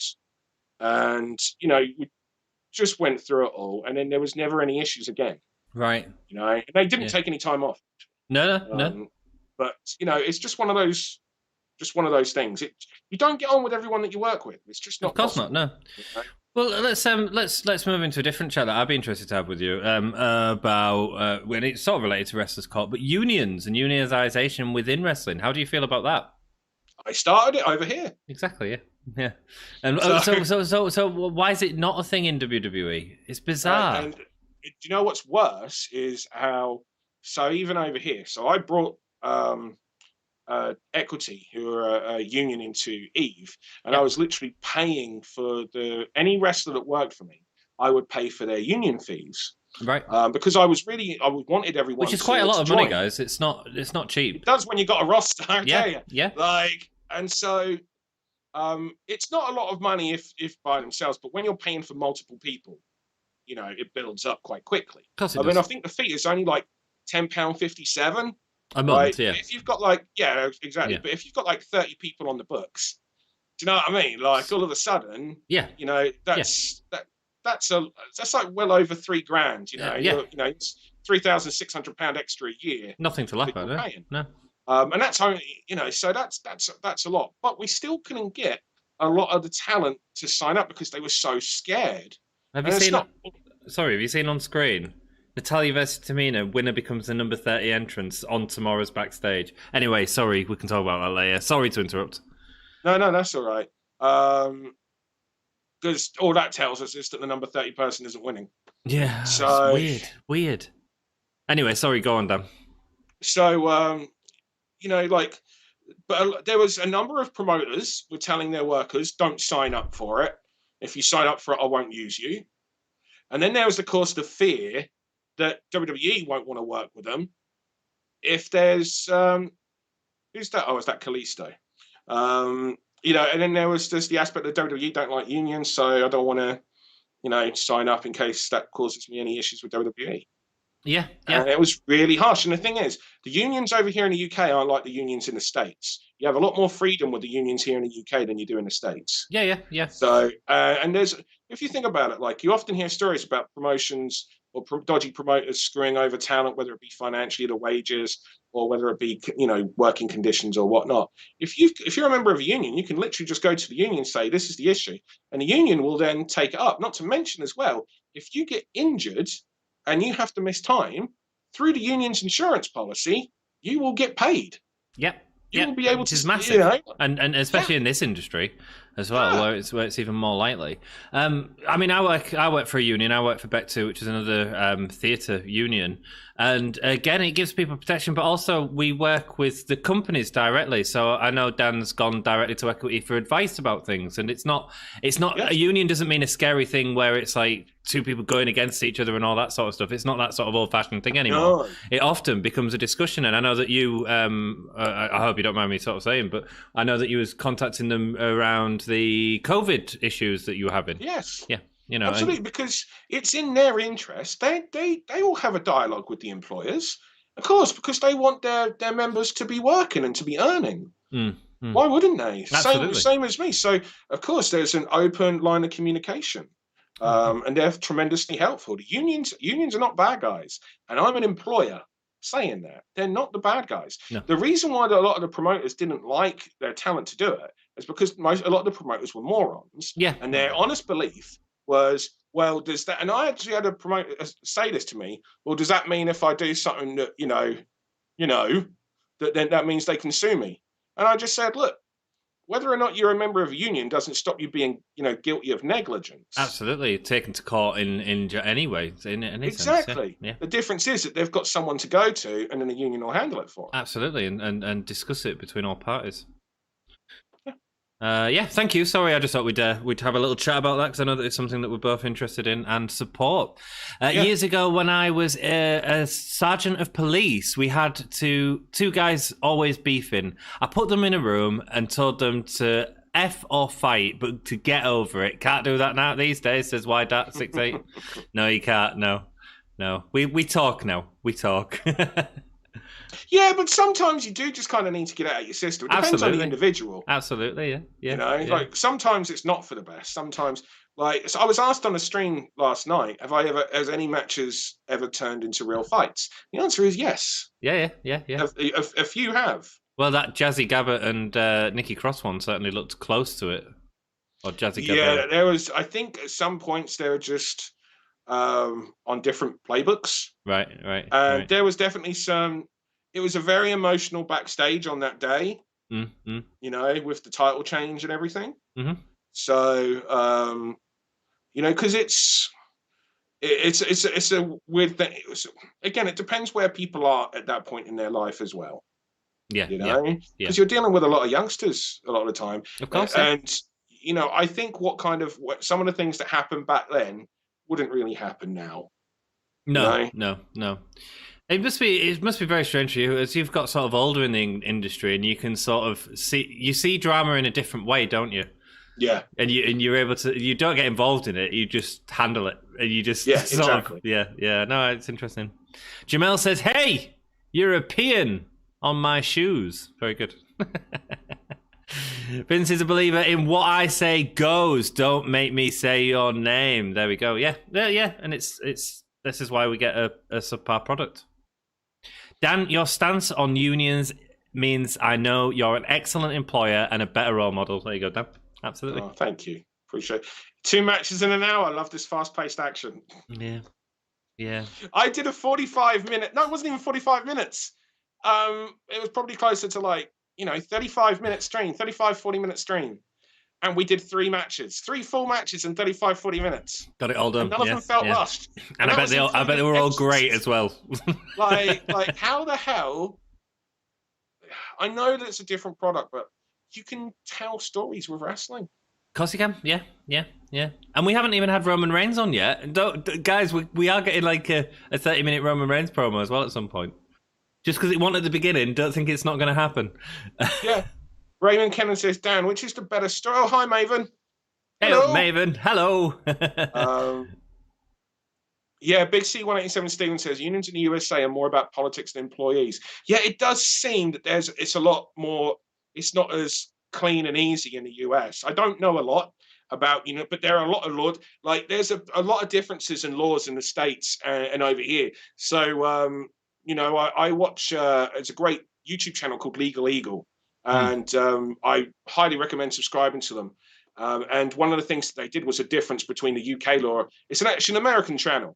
But one of the things they did was a difference between the US laws and the UK laws, and how, you've really got to have already money if you're going to sue someone in the States. But you don't, and if you're going to be defended as well, if you're going to defend yourself. But that doesn't work the same way over here. Like if you lose a lawsuit, then you're going to pay the other person's fees. Yeah. So, you can have that as part of your, plus we have a lot of pro bono, solicitors, lawyers over here as well. And some of the stuff that I've read on with regards to the unionization in the States does seem, again, a lot more political than, I believe ours is a very simple structure. And then it is basically all about the well-being of the employees, but it's not at the expense of the employers. That's the big thing. I think that the people that are scared of unions are just probably getting away with shit, and they don't want to. Well, look at the BBC. They sort all their grievances, all their sort of issues out or questions. They sort out with unions. It's just putting it as an automatic grievance. I met up. See, David Starr was someone that was big on unionization. And I only met him once. And we met him at Equity, at the union, just before everyone knew, what it turned out about him. But my God, it was where I realized it's like, man, this guy's just freaking deluded. Right. It was just kind of like, because his stance on it was more, he's the only person I encountered where he was just trying to get something for nothing. Whereas every other person that I've encountered, this isn't a story that was going on to. I've completely forgotten what I was going to say. But every other person that I've worked with just wanted it to be like a great working relationship. Contracts. So we introduced contracts between us and the talent. The reason why we did that, and we wanted talent to issue contracts to all of the independent promotions they worked for to guarantee themselves, that they will get paid this amount, that they will get refunded whatever, expenses they've agreed are, that if they're women, there will be a separate changing room, for them so that they don't have to change with the guys, or just that there even is a changing room. Some independent promotions, they haven't put aside a changing area for Head them. to the toilets, yeah. So it's a real, and don't get me wrong, on the independent scene, you all kind of work together because you're all working on a much restricted budget, but it just is, but at least if you've got it in contract form, if you say, this is what I'd like, if the wrestler goes to the promoter and says, this is what I'd like, and gives the promoter an opportunity to say, okay, I can do this, this, and this, I can't do this though. Where do you stand? Do we, draw a line and say this ain't going to work out? Yeah. Or, do you want to, carry on? And at that point, they can say, okay, no, I can work with that. I can do it. Do you know what I mean? It's just a simple negotiation. It doesn't take long. No, it doesn't. David And someone was there to support it. Contract, it was unreal. Really? He was like, I shouldn't have to have a contract. I should just be able to have a Facebook message, and you should just automatically have to be able to do this. And it's like, the thing is, it's like, if you then go to court, if you've got a contract between you and that person, you can just go, look, this is our contract. They agree to it. Yeah. It doesn't, and it don't take long. If you've just got your standard, this is what I expect as an employee of you. This is what I expect you to provide. Then great. And so many wrestlers would be much more quids in, much more dollars in, if they're in the States, if they had that, because the promoter that screws them over wouldn't have a leg to stand on. No. When it comes to not honouring the agreements. They couldn't say, well, that's not what we agreed. And, because they'd have it in writing that it is what they agreed. It's securing everyone. There's this concept of read the fine print and all this sort of stuff. And actually, that's part of what unions do. They come in and they make sure that the wording is correct and that it works in both people's faces. But in terms of read the small print, it's not like that. That's sort of a storyline thing or a film thing. It's actually quite clear. And the idea is to make it clear between the employer and the employee on exactly what's expected of both of them. So yeah. So I'll just read an Andy Fagan. Have you not seen the videos from Amazon in the USA about if you see two people with each other that don't normally interact, then report them because they're scared of unions? I don't understand, so no, I haven't. Apologies. No. Able to give me a bit more detail on that? I'd be very interested. Yeah, absolutely. Maven, what's a bad bunny? I'm with you. You don't know, Jack. Hey, Millie. Oh, has Millie joined us? Oh, and says, everyone's putting you over. There was a bloody chat comment up here from YDat68. He said, oh yeah, chat with Dan is better than what's on my TV. I'm here as well. And I wouldn't be able to do it without you. Oh, I know, bless you. And Millie, the traitor with only one device to watch Eve on. She couldn't join us and help us, so someone else will have to join us and talk us through Eve. Someone with more knowledge than I do, because I love it, and we love you, Millie. We love you. I'll put over your tattoo. Matty D says, I would love for there to be a direct way for fans to support and follow wrestlers they like from indie and across whatever promotion they perform in, like a specific app. There is an app called the Grapple app. I don't think it goes quite as far as that. And I don't know enough about it, right? To be honest with you. But right. I think some people have tried to do apps and then they've realized it's quite expensive or very time consuming and they're not getting paid. Yeah. Okay, so we got Sami Zayn. Well, this is where we are. We've just had Sami Zayn, and we're just basically defining that Shinsuke is a baby face now by him turning down Sami Zayn's help by the looks of it, or something along those lines. Yeah, we do these Smackdown watch-alongs. We could just do a random stream, but actually, you guys are all like ready to. This time is happening. We could just do a chat at some point. Dan, there's a video called Amazon's Union Busting Training Video from a channel called Whole Worker. There you go. Wow, union busting. That's messed up. It certainly is. I Jesus. agree. Observing stuff. I wouldn't call this Smackdown bad, just creatively boring. Yeah, It's certainly better. I think it's already been better than last week's. It seems to be, yeah. There's just, but then we've only had 2 matches. That's the issue. But Yeah, at least them matches were given time. This will probably be good. This Kevin Owens, Roman Reigns face-to-face stuff. This will probably be very good. Yeah. By the way, big hello to everyone. Thanks for joining us. It was great to have you. Thank you. Yeah, no, thank you so much, Dan. If you haven't already done so, by the way, make sure you hit like, subscribe as well. They're close to 600. Do you know where you are right now? I don't know. Jack's been giving us updates. We are 594. 594. So we're only six away. 6 away. 6 more 6 subscribers and hit that 600. Thank you so So much, if you haven't Dan. done so already, and you need someone to hold your hand sometimes to help you try and get through some horrific wrestling that we get, tonight hasn't been horrific. It's just No, it hasn't. No. creatively, problematic.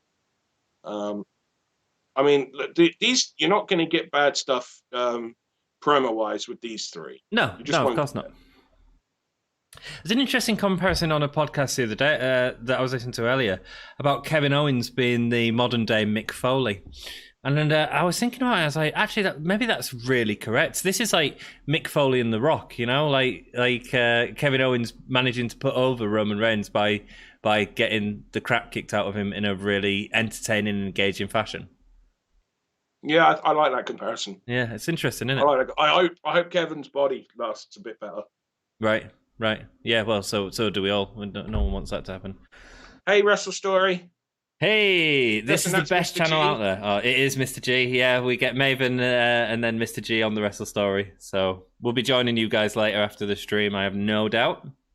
Are we going to raid them? Are we? Is that what we're doing tonight? We always raid someone, and and we're going to raid the Wrestle Story tonight because on Sunday they are joining me for the Royal Rumble. So for those of you that have not seen the Wrestle Story before, it'd be a great opportunity for you to check them out. A father and daughter duo who do YouTube reviews, absolutely fantastic. We love them on the channel. Wholesome stuff. Oh yeah, you really enjoyed it, didn't you, Dad? I sort of got you onto it, and it is good. Again, yeah. I think it's because of being a dad myself with a daughter. There's just like I like that. You always like as a father like having that time with your kids. Yeah. And I don't have it, as I've mentioned before. I don't watch wrestling with my kids, so it's nice to see it, and also it's nice to see what an actual young person watches and enjoys. Absolutely, yeah, absolutely.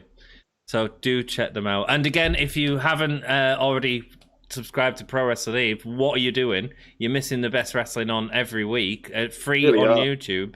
And honestly, like, go catch. But I do feel free to give me money and subscribe to the on-demand service. Of course, as that well. Helps. The links are all in the description as well. Without doing that. Yeah, of course, yeah. But I'm sure there's new things coming for your YouTube in the future.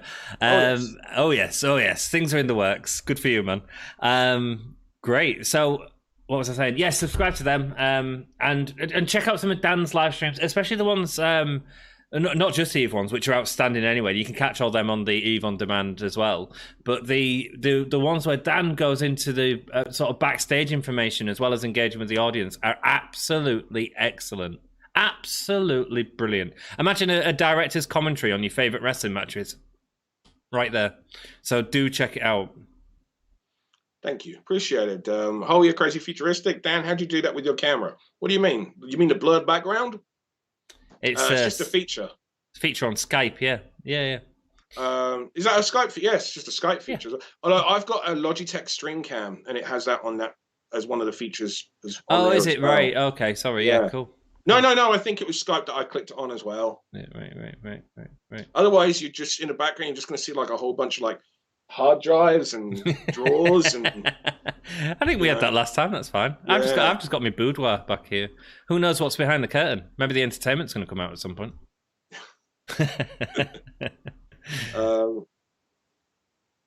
Sorry, I missed the stream, Dan. I bet it was great. I only know how to do great streams.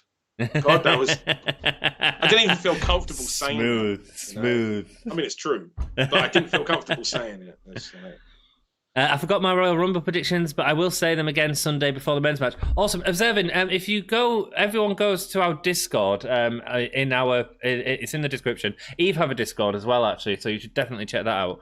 I haven't launched it properly yet. Yeah, mate. Have you not? Oh, sugar. No, sorry. like, but I haven't subscribed because neither of us know how to share the link. Like, my daughter set it all up, and I'm just like, oh man, I haven't got my head around it quite yet. It's a great place, and well, ours is set up, so go join ours first. We can make an Eve tab, but it's a great place to continue the conversation after these sort of streams have gone. But one of the things that we've been doing is obviously everyone's got the Royal Rumble predictions. We've done a video on it that was released earlier today. Yep. But you guys can go in there, write down your predictions, and my boy Jake is keeping tabs on everyone's, and he's going to let us know who gets the most predictions right. So join in the fun if you fancy it. There's no prizes. The prize is that warm feeling of success. Well, I was going to think everyone that enters has to write a love poem for the person that wins. I think that sort of fits with the gimmick of the channel, and at the same time, it's spreading a bit of love about, dude. Millie said, any progress on the Queendom wrestler commentary? Yeah, I'm recording 2 matches of that tomorrow. Ooh, so, excellent. I'm looking forward to that. Have you got? Yeah, cool. Talk to you about that later. The blur background. Yeah, I've been wanting to do that for my camera for school. Cool. Yeah, it can be a thing on cameras, as Dan says, or Skype. It depends on the apps that you're using as well. I assume you use Zoom with school. Or no, it'll be Microsoft Teams, won't it? Probably. I don't know. Owens has definitely grown on me. I didn't care for him at first. I mean, he's a wonderful wrestler. A bit like Keith Lee, actually. Sort of, for a while, didn't meet his potential in WWE. They were sort of holding him back a little bit. And then really sort of showed how good he is. How many of you believe that Kevin Owens is going to defeat Roman Reigns for the WWE Championship at the Royal Rumble prior to WrestleMania? Let me know in the chat. I'd love to know. Because I don't think so. I don't think no one does. Take that title off. And this is the problem I have with WWE, is I just don't buy into it. Because their format of presenting characters has been the same for over 20 years. That even on a subconscious level, even if you can't fully describe exactly how it works, subconsciously, you know if you buy into something or you don't. And I do not buy into it. It just feels like it's another match to help us get to whomever it is that Roman is facing at WrestleMania. Well, do you see Roman losing the title this year, though, is the issue? Do I see who winning? Do I see Owens winning the title? No, do you see Roman losing the title this year? It's impossible to. I mean, maybe not. The reason why I wouldn't be able to say, a yes or a no with any kind of definitive is because we don't know who they're going to bring in at any point. Right. We don't know, and because of the audience situation, which will have an effect as to who they use. But the rumors are The Rock at some point for Roman Reigns. So, I think he's keeping the title till whenever that is, whether that's a year, whether that's 2 years. And so the issue that you've got, you're right. It doesn't put anyone over. Kevin Owens is we won't believe in any match that Roman Reigns has got any chance of losing it. But no, and if you haven't got that emotional attachment, you may enjoy the match. I'm sure the match will be great, but it's missing. Sorry, I interrupted. Yeah, no, it's all right. But at some point, it's going to be handed over to someone, and that should. Well, it's probably going to be a Goldberg though, because I've got a habit of that. Oh man, let's hope not. Yeah. Here we go. AJ Styles versus Daniel Bryan on SmackDown. Big match. Everyone seems to be no to KO winning. Well, no, yeah. No, I don't. They have no one announced for the Women's Rumble, is what Maven says. They've announced some, haven't they? It's just not had many. The picture, didn't they? Well, WWE, I think it was yesterday or a couple of days ago, I think it was revealed that they've filed a lawsuit against, I forget they were called, but basically the immigration people in the United States with regards to not being able to bring wrestlers in from other countries. For everything that they're doing over there. Otherwise, you probably see some, it certainly has impacted tapings on the UK side, put it that way. Right. I don't know. I don't know if they're also, thinking about Saori, who is a Japanese women's wrestler who's been signed to WWE for about a year now.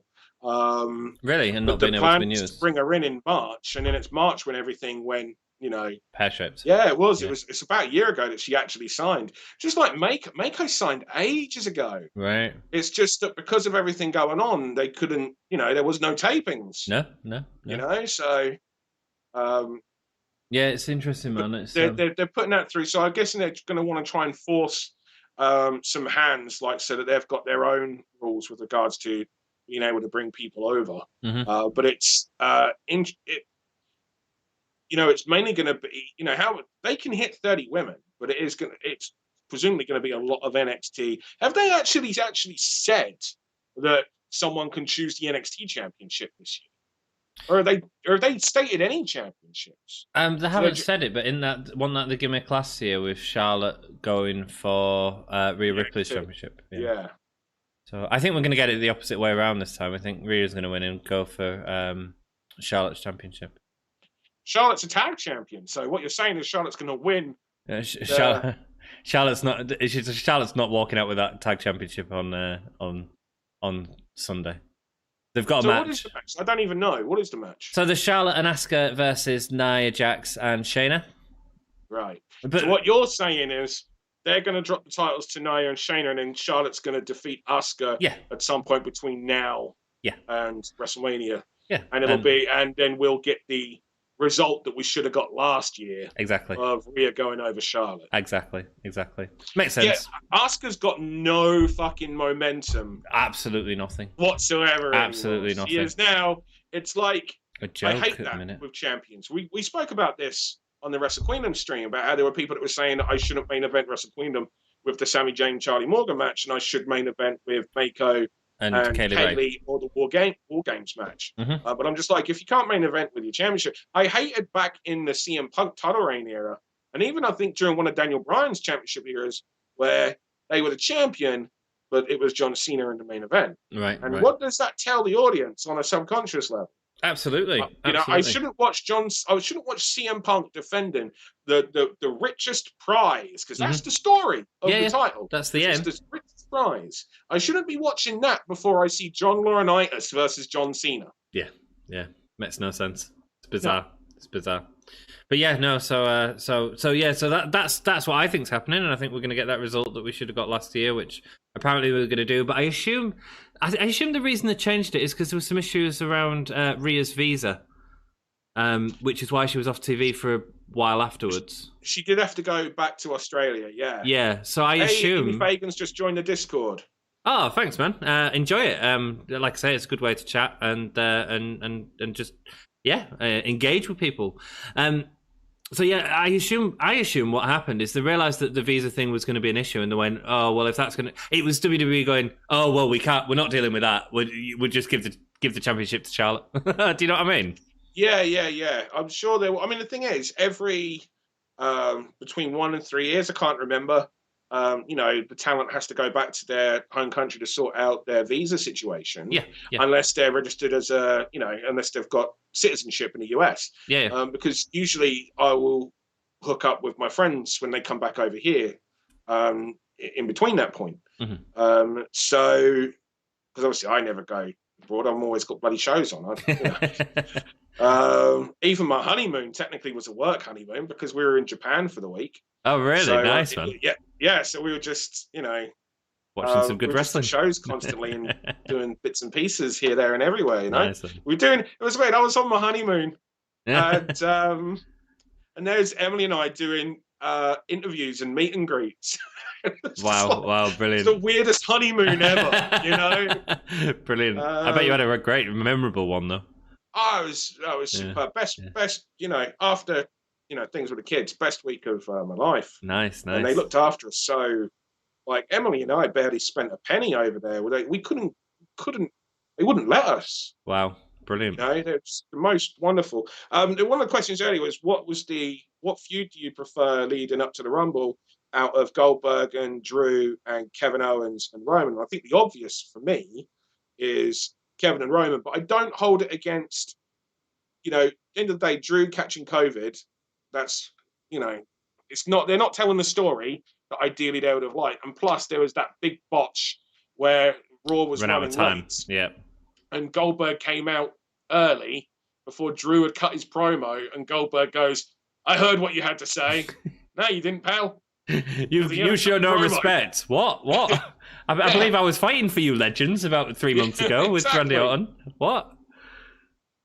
Goldberg was just like the villain in this because, and that's sad. The sad thing about that was it showed Goldberg's inability to adapt to what he was working with. Yeah. Millie says, chances of Kaylee Ray actually being in the Rumble on Sunday. I'd love it. I can't see it happening. The thing is, in order to have done that, she'd have needed to have flown over a month ago. Yeah, and I mean, I'll be honest with you. I haven't spoken to Kaylee for a bit, so I don't know where she. I doubt. I think. Well, yeah, you probably would have got a message if she was in a prison somewhere. Not necessarily, because it's not really. It's not really like she's going to say, "Just so you know, I'm at the airport." No. But what I'm saying is if she was stuck in a hotel room for 2 weeks with nothing else to do, you might have got a call. I mean, maybe, but it's just. But also, her job would have been to keep it quiet, so she'd have kept it quiet from everyone. There we go. For the most part, do you know what I mean? Because Kaylee's a pro. Yeah. Like, proper pro. Like, but I think I would have heard. But it's just difficult. And also, if I was them, you'd announce it. Yeah. You'd if you got the NXT UK Women's Champion in your Rumble, you'd announce it. I don't know how much unfortunately, I don't know how much the American audience care. That's awful. All the more reason to announce it then. Make them. Sound like Walter, if he was in the Rumble, it'd be great. It'd be wonderful. What a great spot for him. But what happened? So it's 25 past coming up for over here. Yep. We're on to our third match. What I'm assuming is the main event now. We've got a nice long match between AJ and Daniel Bryan, or I don't believe they're going to go into the Rumble on the result of this match. I wonder if we're going to get the usual everyone runs down to the ring and eliminates someone over the top rope, and the same thing like we get every year before Money in the Bank. Yeah, I don't think we will. Someone climbs the fucking ladder and pulls it down. I don't think we will because of COVID. Yeah, but the thing is, they're all together backstage. I know, but the issue is if they put them all out there and then something does happen, like I would assume, or maybe I'm being completely naive here, but I'd assume that WWE has a 50-50 split. So they say this is these guys' locker room. They don't interact with these guys because if anything happens, we need a roster, and this half of the roster will be able to continue. Do you know what I mean? I don't think that is the case. I doubt it is the case, but it should be the case, surely. Yeah, I mean, I've told the story before about what we were doing, what we would plan to do on the No Fans taping that got canned because of the lockdown that was suddenly imposed, which was block booking people in. In small bubbles. So getting, like a group of 4 people, together, bubbling them together. Yeah. And then film it, their time of filming is say between 10 and 1. They come in, they only interact with one another. I'm actually in the office over a tannoy and speaking via, radio, walkie-talkies, whatever you want to call. And we're working together like that. They're not interacting with any. Everyone is kept at a distance as far away as possible to minimize that. And that way, if anyone, in the subsequent couple of weeks tests positive, you've only got a small group that you can then contact and say, hey, this person has since tested positive. So it's not, oh shit, we've got to contact everyone. Yeah. And that is a sensible way of doing it, but that isn't what's going on. Everyone's backstage and around one another, and it may be though that there's a difference, of course, between having that backstage and having it on screen. And what message it sends. Like there are a number of people still in that company, management and roster alike, who are still COVID deniers. Right. Well, it's good. Of course, it is. It's a massive company, so of course there will be. Charlotte sorry, go on. Sorry. No, go. Charlotte. Oh, no, you please. Charlotte in as big a natural heel as her dad. It just doesn't seem right when she tries to play nice. Oh, Charlotte is as big a natural heel. Yeah, I agree. I think Charlotte's much better as a heel, actually. She's so good as a heel, in fact. Yeah. Oh, Sami Zayn. She is not a natural babyface. No. I think the reason, I don't think that's necessarily her fault. I think it's just because we've been taught to not trust her for a number of years in a trot, that we just don't buy into her anymore. Yeah. As a baby. We're just waiting. If she comes out as a baby, we're just waiting for the turn. Well, in a sense, she's got that Roman Reigns effect when she's a baby, because we know that she's going to get pushed anyway. So it doesn't feel as... You can't root behind someone like that, because we know that they're going to be there anyway. Sami Zayn looks like he's ruined this match. Is this going to be a three-way at Rumble or something? Who knows? Goldberg says younger roster members are thin-skinned. Do you remember when he nearly killed himself when he decided to punch out a car? Thick-skinned dumbass. Yes. And on the less, literal term of the thin skin, remember how he didn't want to sell for Chris Jericho in WCW? Yeah. That's a freaking insecure thin skin guy right there. There we go. Like, Hogan had to mediate between the two. Yeah. And the match that makes complete sense, which is him and Matt Riddle, he won't have. He clearly knows what's best for business. Just Goldberg. Clearly. Michelle McCool, Kelly, and Tori Wilson will be final three this year. Maybe so. It's Yuri Butler's birthday on the 10th of March. He's inviting Undertaker, Kane, Ken Shamrock, The Rock, Stone Cold, Austin, the Divas, and the Big Show. I can't wait to see the wrestling gear. That sounds awesome, Yuri Butler. We'll all come down on the party bus and hang out with you on your birthday. LMAO, a lot of wrestlers probably have a thicker skin than Billy. Jake's calling him Billy now. I like it. Billy Goldberg, William Goldberg. Did you see the NXT UK? I think it was just WWE UK Twitter account announced that the actual news, the British news media royal correspondent, they're paying to be the Royal Rumble correspondent. Oh, really? Yeah. Wow. And it's just like, do you know what? It's one of those left field ones. Just like, okay, you guys are really wanting that publicity over here, which tells me, there's not the interest over here at the moment for it, Well, because that's it's an interesting take. It's a good idea because it's so random and funny as a result. But I feel I kind of feel like it's a one note joke personally. But yeah. I feel like WWE have hurt themselves with BT Sport because it's such an investment to get into BT Sport and all that. And if you're just a wrestling fan, it's a lot of money. Sky didn't want to know. I know. Well, yeah. No. Everyone makes out that it's like, look, BT put this bigger bid in. Nah, Sky didn't want them unless because the ratings were so bad. Yeah. Well, but they probably could have gone cheaper, but they wouldn't have done that. But I think that's going to hurt them across here. And when you've got another, WWE wanted more money. What they were already getting from Sky. Well, yeah, and that's the way that the US deals have gone. Worth what we're paying you. Yeah. So there we go, and that's the issue. But maybe they should have, in my opinion, Dan, they should have taken that hit. Maybe. I will say BT are spending a lot of money, like on the football and UFC. Like they've got a lot of, but I mean, personally, I've only got it because I got like 3 months free as part of my contract. Once those 3 months are up, I'll be, getting rid. Unless I get some sort of deal on it, which I'll try. And even then, I don't watch. If it weren't for this, I wouldn't be watching WWE. Yeah. For the most part. Yeah.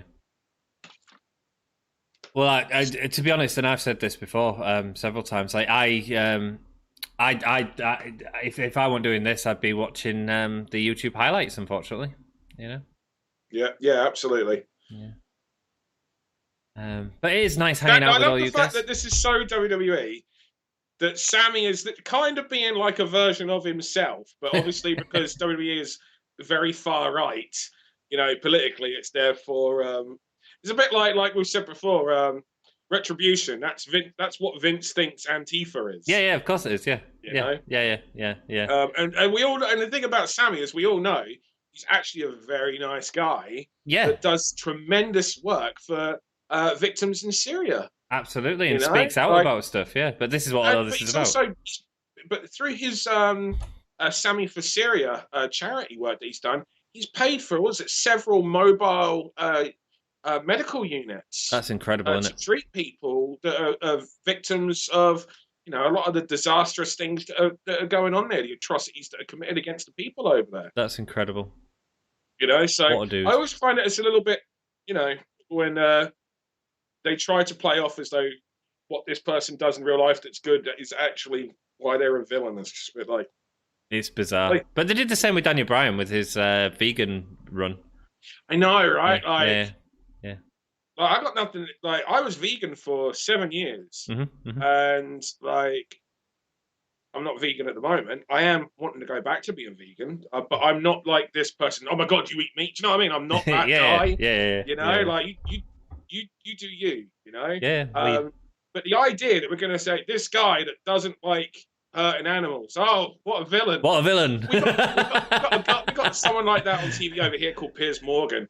Yeah. And he does a lot of anti-vegan stuff, and it's just like, but it does feel a bit more like, I think he's just doing it for the clicks. Oh yeah, absolutely. Yeah. Oh yeah. Whereas with WWE, it's just like a vegan. And be a man and be a vegan. Yeah, absolutely. But I thought it was actually quite well done. I thought Brian did it perfectly. He did a great job, because there is that element of veganism, and I saw even when I was part of like that community, I was just like, oh guys, shut up. Like you wonder what, you know, because it's another one where it's like a bit like the geek community. Yeah, they spend so much time fighting with each other, you know. And I'm still a member of a number of vegan groups, and there's always arguments going on, because someone will say, oh, if you like this, there's this really nice, you know, treat that's just come out. And someone will then reply going, oh my god, I can't believe you eat that, it's really bad for you because of this. It's like, man, shut the fuck up. You know, like, Dan, you're not allowed to breathe. They're just like some vegan junk food. Let them fucking eat their vegan junk food. Yeah. Just Joss, is it over yet? Over yet, Dan? No, it's not. But we've had we've got AJ Styles and Daniel Bryan. I mean, that's a pretty decent match there, and it's been really good so far. In ring, very, very good. Very good. There's naturally been some production things of Sami coming down and then Big E. What I haven't liked about it is that these guys have had their entrance music played, which is a massive makes them more important than the match on a subconscious level. Yeah. And there was a great thing that happened in WCW in a build up to a cruiserweight title match between we've got Big E and Sami now fighting on the outside. And what it was, there was a cruiserweight title match going on in the inside in the ring, and I think it was and then Dean Malenko, I don't remember who was in the match off the top of my head, but Dean Malenko then comes out onto the apron and he's watching what's going on. It was like a number one contenders match or something on those lines. So Dean Malenko comes out and he's the cruiserweight champion. Right. And but there's no entrance music. He just comes out because he's the champion, and he's just standing on the entranceway watching, you know, this match going. Makes sense. He's the champion. He's keeping an eye. He's watching this number one contenders match. And then behind him comes Psychosis. And Psychosis is, you know, wanting a shot at the title. And he's just watching Dean. Nothing gets physical. Like here, we've got a schmaz finish. But there's still plenty of time left on the show. So maybe I assume we'll get Daniel Bryan and Big E versus AJ and Sami Zayn. Oh, we've got Cesaro in there. Maybe we'll get...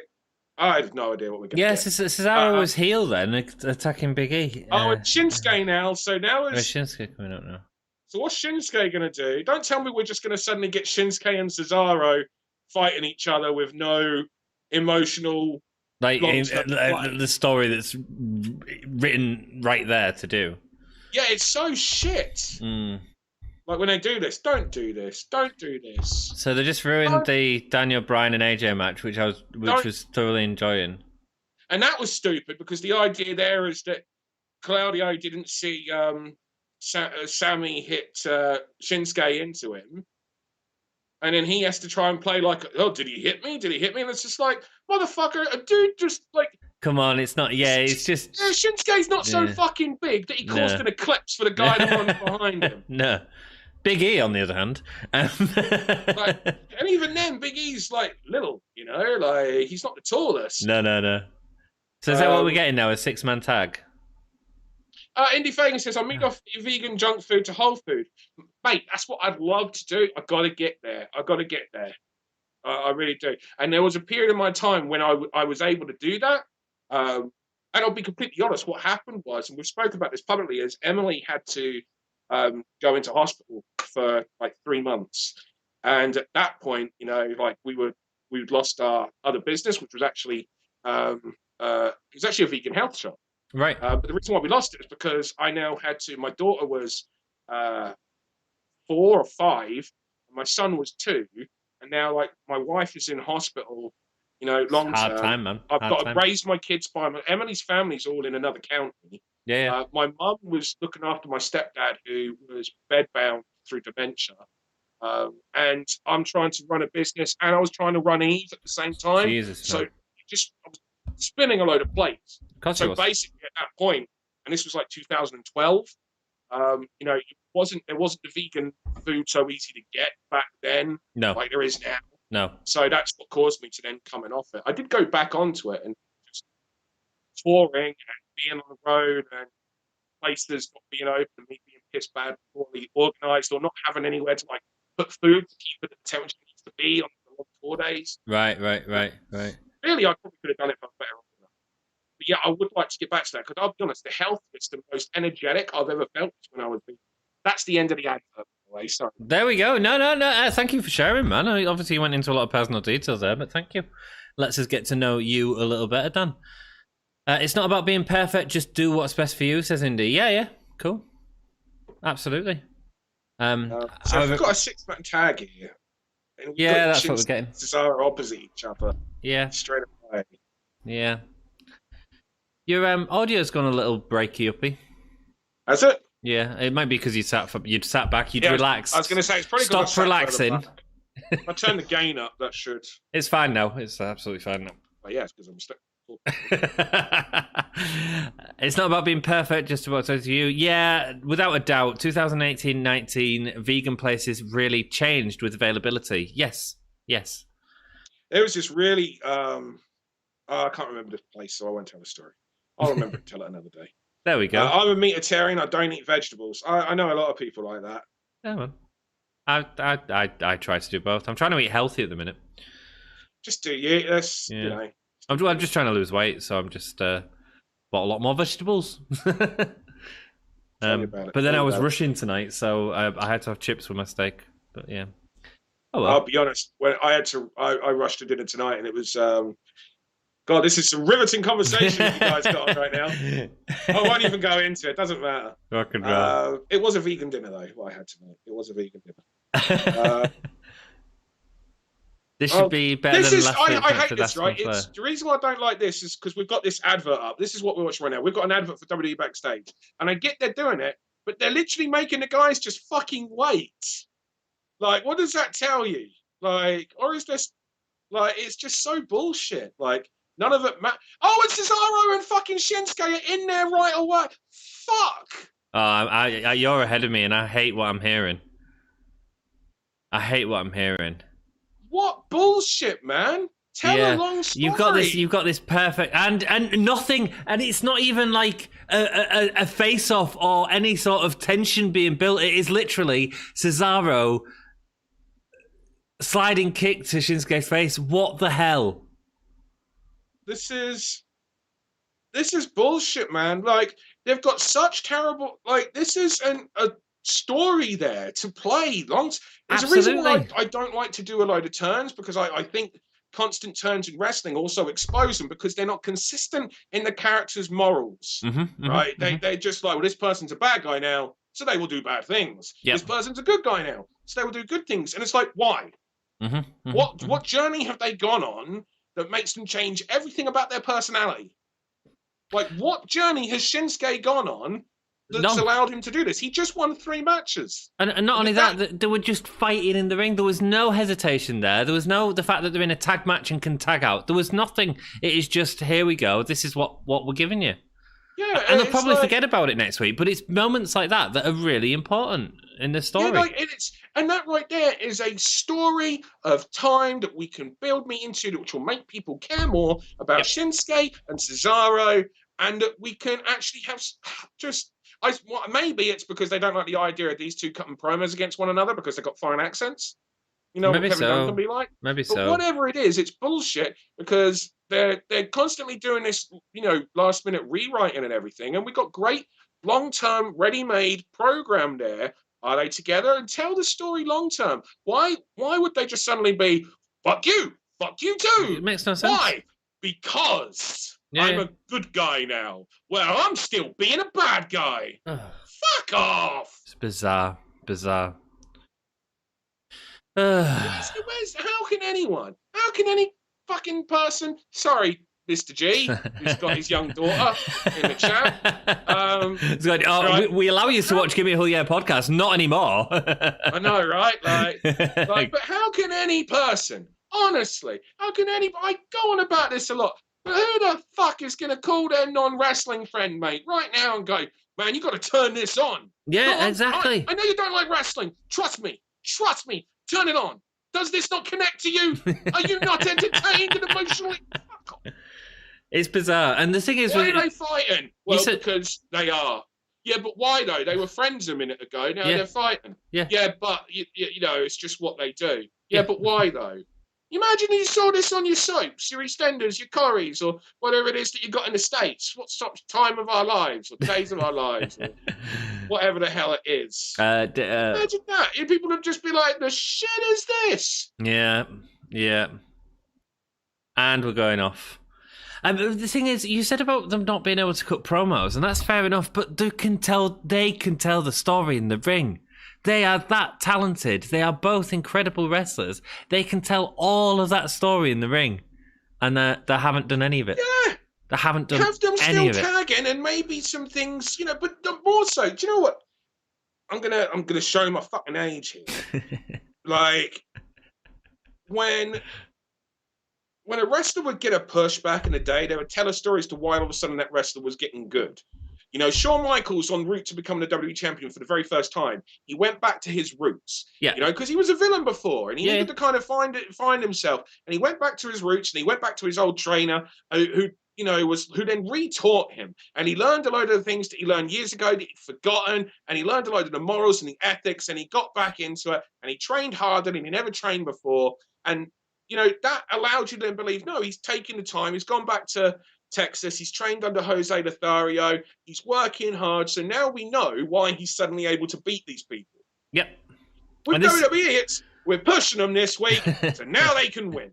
Next week, they've gone. Next week, we've changed our mind. Now they're going to lose. And it's that inconsistency. And it's just, and it's not like we don't see. I don't know why they seem to think that it's just like, well, we've told them this, so now that's... So now it's just accepted, yeah. It's not accepted. I have questions, and if you leave me with too many questions that are dumb fucking questions... Then I'm not interested anymore. Then I'm going to say, fuck off. Yeah. There is... How many hundreds of channels are there? How much wrestling is available to us on YouTube or IWTV or the subscription on demand? I have options, WWE. And yet I'm still watching you. And here you are. Thank you for joining us on the stream today, Dan. It's lovely having you here, as always, for another brilliant episode of WWE programming. Maven Glee says this... It's better than last week's Smackdown. I know, it is, yeah. Actually, I'd have been like then. This is the most sweary stream I've ever been on. It's great. There you are, Dan, encouraging a young girl to swear. You see, you feel there's something inside you now that feels a little bit bad, isn't there? Yes. I know. Here I am telling you off, Dan. Just as Maven's telling you off. Because I'm a parent as well. And Maven's a responsible one. It wasn't even Mr. G that came on and went, Dan, shut your effing mouth. He said it was the daughter that came on and said, oh, Dan, this is a bit much for me, but it's great. Shut up. Fucking hell, I'm feeling bad as it is, man. You don't need to go and twist that fucking knife. The what knife? I really tried at the start of the stream, guys. He did well. I really tried. And then the Smackdown just screwed it for him, but that's all good. Building stories and making angles are too old school. Younger fans want action and twist that make no sense. There's certainly a firework. What's the word? Without saying splurge or load, because I'm trying to keep it more PG. they just like to give you everything. Yes. Yeah. Oh, that's nice. I just saw the giant swing, but with one leg into the half crab. That's beautiful. See, these guys, here's the thing. You literally have 6 of the very best wrestlers in the world right now who you do not need to overproduce at all. And yet we took all of that. How many matches turn into tag matches these days? It's like they were like, you know that shit we did with Teddy Long? Let's just do that for another 15 years. Yeah. You know, like, it doesn't even feel special anymore to the point where you half expect it these days. Yeah. As Evans has said, a Shinsuke versus Cesaro feud would be stupid. I think there's an easy story there, which is Shinsuke's decided to be face and Cesaro's just questioning if that's the direction. But that doesn't make any sense. That's what I was saying earlier. It's like, why is he a face? Well, yeah, because he went into that gauntlet match. What the fuck has happened? Yeah. No, you're right.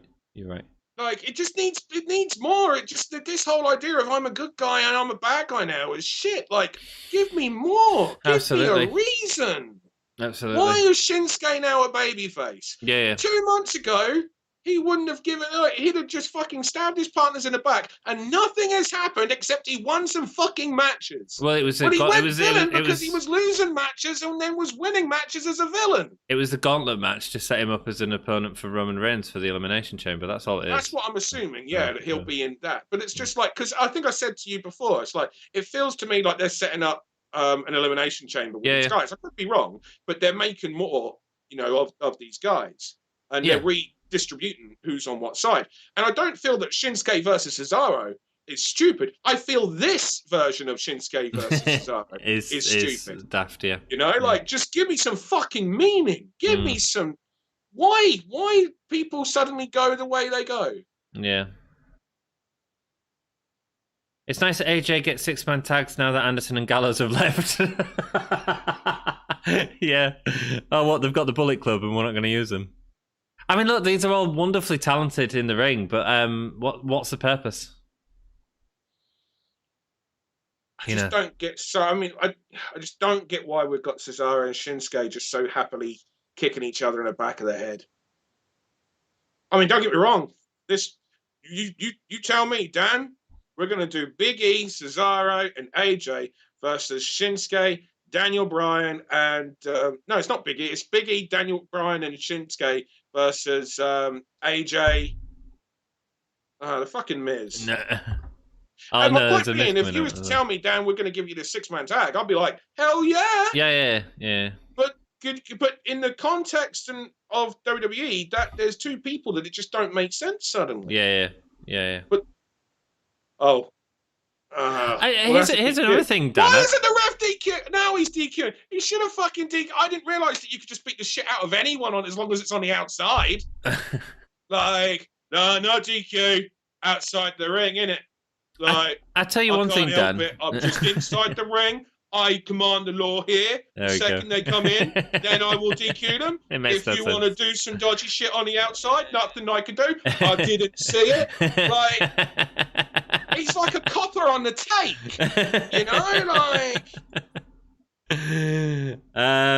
Here we go. Here comes your Rumble ending, dude. Yeah, no, you're right. You called it. Oh my God, what's with that fucking stomp on the way? He's so... He's such in a hurry to get down that he has to do some dodgy fucking... Oh, is it Otis? Yeah, cool. Nearly. One thing that interests me, Dan, is I think they're doing the right thing with the Money in the Bank in terms of Miz is not believable against... Well, Otis wasn't believable against... And now we're getting Otis and Miz again, so that's nice that they're doing that. But the The Miz isn't believable at taking over Roman or Drew. It makes no sense. But he seems to be targeting Big E now, which I think is at least something, you know? Yeah, I mean, we're getting the whole friends v threat. Well, I assume that's what they're trying to. Oh wait, what? I've got another ad. So many ads tonight. How can I follow this shit? Like none of it, like DQ restarts. Now it's like, what the hell is going on?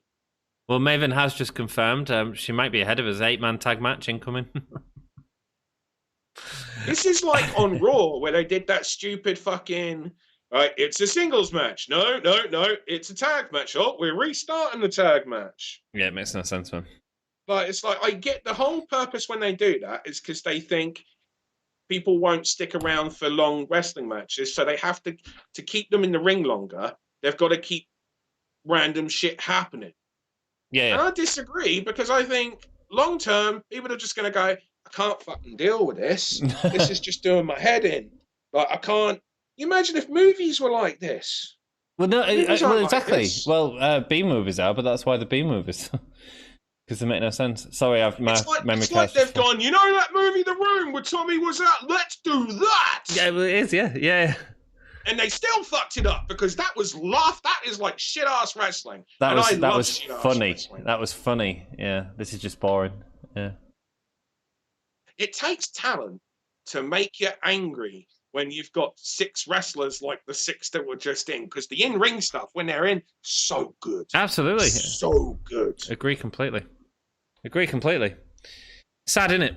Sad. All these opportunities that they just blow all the time.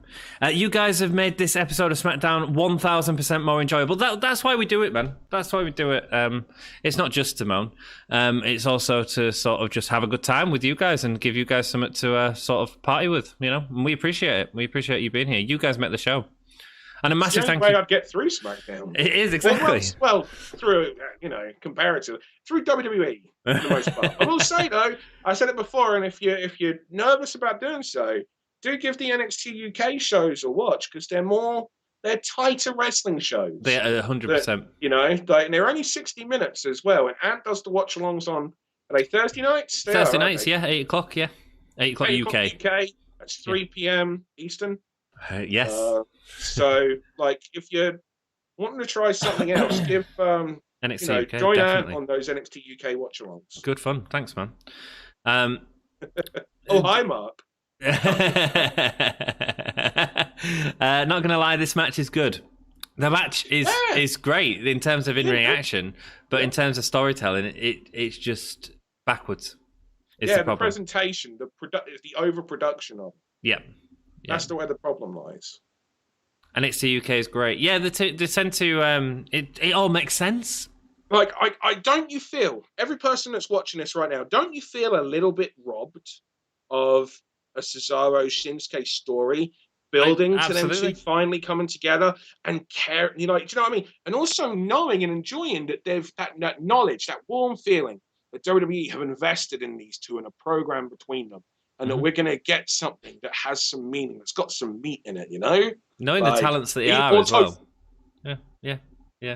Knowing the talents they are as well, Dan. I mean, it could be incredible. Yeah, it is backwards, yeah. It's not... The match is fine. What they're doing in the ring is engaging to watch, but you can't engage in something without... Jesus Christ. I thought Maven was taking the piss. Is it 6v4? It's an 8-man tag. No, there's the heel side have got one more person. I assume Morrison's on the outside. No, he's not. Yeah, no, it's 5v4. 5v4 rather. Sorry. Yeah, you're right. No, you're right. I didn't think they would have. I thought they would have just had Morrison on the outside, but no. This godforsaken show, good grief. NXT UK is the best right now. It's the best WWE program, easy. NXT UK is great. Really struggling again. It's not the wrestlers. I would work with any of these wrestlers in a heartbeat and have worked with a number of these workers in the ring, and you stick these guys in a match and you will get some great stuff, but it's just a presentation. That's the problem. Maven says, I told you. Maven, when you said 8-man tag, had you already seen that, or was you just like joking? Because I thought you was joking. It's a 5-on-4. It's all right. Roman and Kevin are going to come down in a minute and join it all. that ain't happening. That ain't happening. You're laughing. Indy Fagan says Goldberg comes out to even the teams. If Goldberg comes out, he's squashing everything. Yeah, everyone against Goldberg. Yeah. Right. Except for Daniel. Daniel wouldn't do that. I don't think Daniel would. Yeah. Whatever. I was close enough. Fair enough, Mini M. Fair enough, mate. Goldberg comes out to even the. Sorry, you've just read that. WWE have no clue how to do anything with Cesaro or Nakamura. No, and it. You know, they're all working well in the ring, but stuff like that really makes it difficult to enjoy the product. How Morrison moves, like you can see that dance capoeira background of his. He moves beautifully. His footwork can be really, really good at times. Sorry, it means absolutely nothing to anyone watching. No. It's interesting to hear, and I can see nice it. Wide.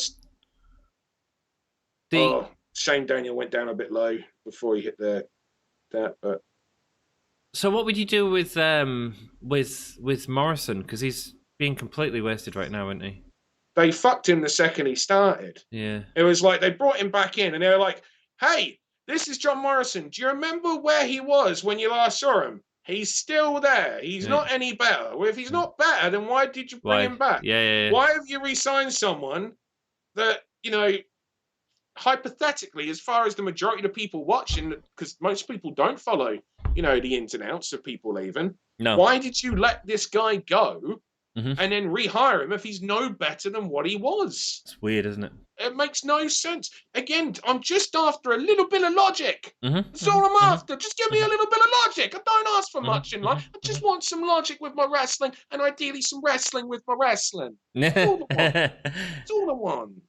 I mean, in terms of logic, let's try and find logic within this match. I mean, the Otis and Miz stuff makes sense in terms of he obviously took the Money in the Bank contract from him, so that makes sense. Yep. Apollo and Sammy's a little bit weird. I mean, I know that Big E, and that's why I said Apollo, because Big E and Apollo have been feuding a lot recently. Apollo hasn't been on this show, actually. That's just a good point. Why isn't Apollo on here? As someone who is teased as the head of the table. It might be because he's being used in the Rumble to help Roman win. There's probably going to be more people come out still, though. Probably. Oh, my God. What's up? I'm behind you. Sheamus? Yeah, Sheamus. Why is Sheamus out? Is he Raw as well, though? Yeah, he's Raw. Well, he's got that friendship with Drew McIntyre story going on, hasn't he? Why is he there with his gear?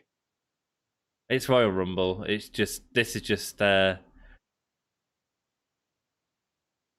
it's turned it into a 10-man tag team match. But why didn't he come out and help Otis against Miz and Morrison to make it a 5-on-5 at that point? But at that break, I had to get dressed. It's the only thing I can come up with, and he followed the rule of always take your gear.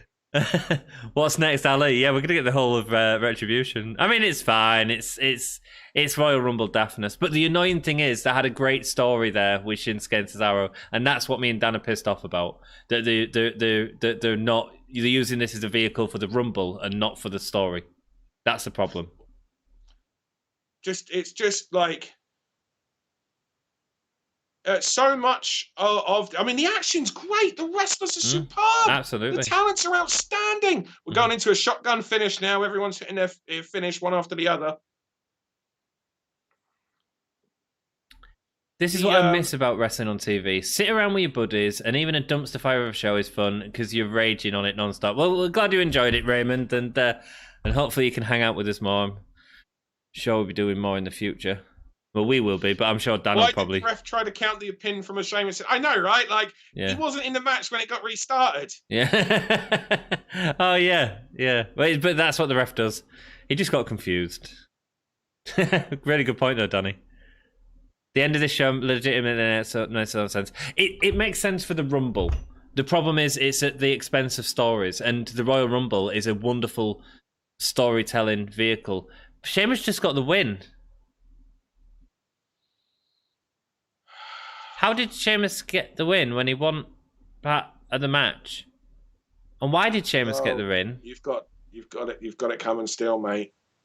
Why did Sheamus come out and help anyone? Because then the story can continue. But there's no story there. Right, we haven't seen Braun Strowman in... But there is, though.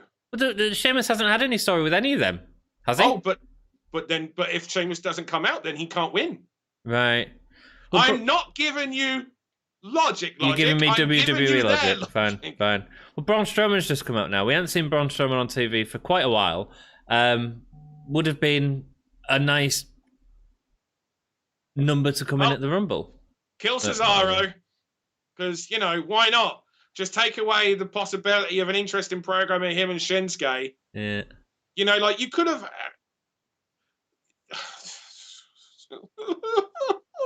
It's a bit like Edge on Monday Night Raw. They brought Edge back for this promo, so he cuts this bloody promo, and I'm like, fucking advertise that. Advertise that, yeah, or don't do it. Just have him turn up at the Rumble.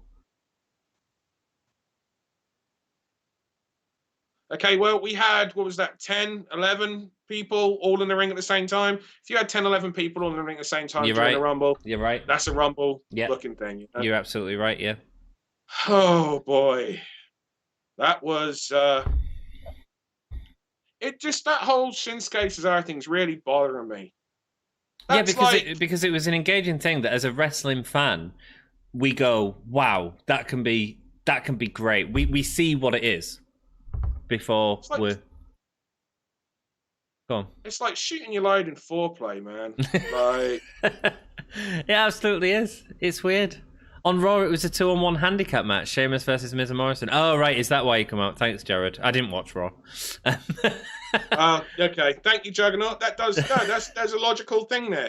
But why the fuck were any of them there? Did Sheamus follow Miz and Morrison's travel plans? I've heard that they've gone down to Smackdown today, or he's got he's got his little Miz and Morrison travel app. Yeah. Oh. Got his fucking little GPS tracker in them. They've got there, and he's got it in their wrestling boots as well, so he knows that they're wrestling. They're wearing their wrestling gear. I'll better go down to the venue as well then, and do that, yeah, and do that, and not run into them before. Andrew's got a really good point here, Dan. He says would have been more interesting if Roman Reigns and Kevin Owens went out, right? Okay, Dan, why didn't that happen? They don't need to. That's a separate thing. They were in the ring right there. That tag match was telling us the story of the Rumble, not telling us the story of the championship match. The promo earlier was telling us the story of the championship match. And if they was to have then put Roman and Kevin in the midst of the story of the Rumble, then they're diluting you're mixing two stories and making it even messier than that fucking thing was. And again, nothing against the action. Great wrestling. Absolutely. I cannot say. People like to rag on and say WWE isn't good as this and WWE's talent isn't as good as that. No, fuck off. No. WWE have some of the best wrestlers in the in the world. That possibly the greatest roster, in part probably because of the fact that they've got everyone, But they have an incredible roster, but the production, the presentation is the problem. If you had that same WWE SmackDown or Raw roster, but they was on New Japan, in Japan, working with the New Japan production guys, and you sent the New Japan wrestlers that a lot of people regard, as the best in the world over to WWE, New Japan would still have the better, more logical wrestling product, although recently it's been a bit. But you know what I mean? You'd be far more happier with that. And all of a sudden, you'd be fuming at the New Japan guys. The presentation. Absolutely. It's not the words, it's the script. You cast the best actor in your film, but if the script is shite, then it just ain't happening. I mean, so the point is, your point is that the Roman Reigns and Kevin Owens story angle is more engaged, is more it's just a separate story. It's a separate story, but my point is that Shinsuke and Cesaro should have been, and that's the issue. And that's the issue. No. Why? Right? Couldn't we have had what if Shinsuke and Cesaro are 1 and 2 in the Rumble? Yeah, exactly. That would have been complete Or it comes down to Shinsuke and Cesaro. If we're already sowing a little bit of, they don't quite know where things stand right now because of one's more focused on this than the other is. Do you know what I mean? And then, what if the Rumble comes down? Well, there might be that, okay, because we're not going to pay that off in the Rumble. Okay, but you can pay that off. It's another step in telling that story. You know, and what if they said, well, you know, what if they would have said, well, it may come down to us in the Rumble. Yeah, absolutely. Do you know what I mean? Just something. I'm going to win the Rumble. A moment, as opposed to this sort of. Yeah. Don't shoot your load at the start, man. It's just like, did Cesaro confirm that he's heel tonight after these sort of weeks of ambiguity that we've had? Yeah, he was on the heel side, and he just went. I'm going to attack. Yeah. So, you know. Bizarre, very bizarre. Look, but it was an okay episode of SmackDown. I mean, looking back on it, there weren't enough matches, and it was very slow getting to the matches. But some of the matches that give a lot of time. Bayley and Bianca was a very good match. But again, I feel it wasn't a very good match. All right, okay, but that deserved to be on a pay-per-view and given a little bit more time as well. Yeah, I mean, it was certain. Do you know what? I think it's just like we lessened our expectations, so that maybe so. We often do that. We often do that because of what it's, you know. And I mean, the match was what it was. If those two were working on a pay-per-view, I'd want to see better, you know. Like, but at the same time, if you advertise, let's say they do that match on a pay-per-view. Let's say that it's those two one-on-one elimination chamber, just for an example.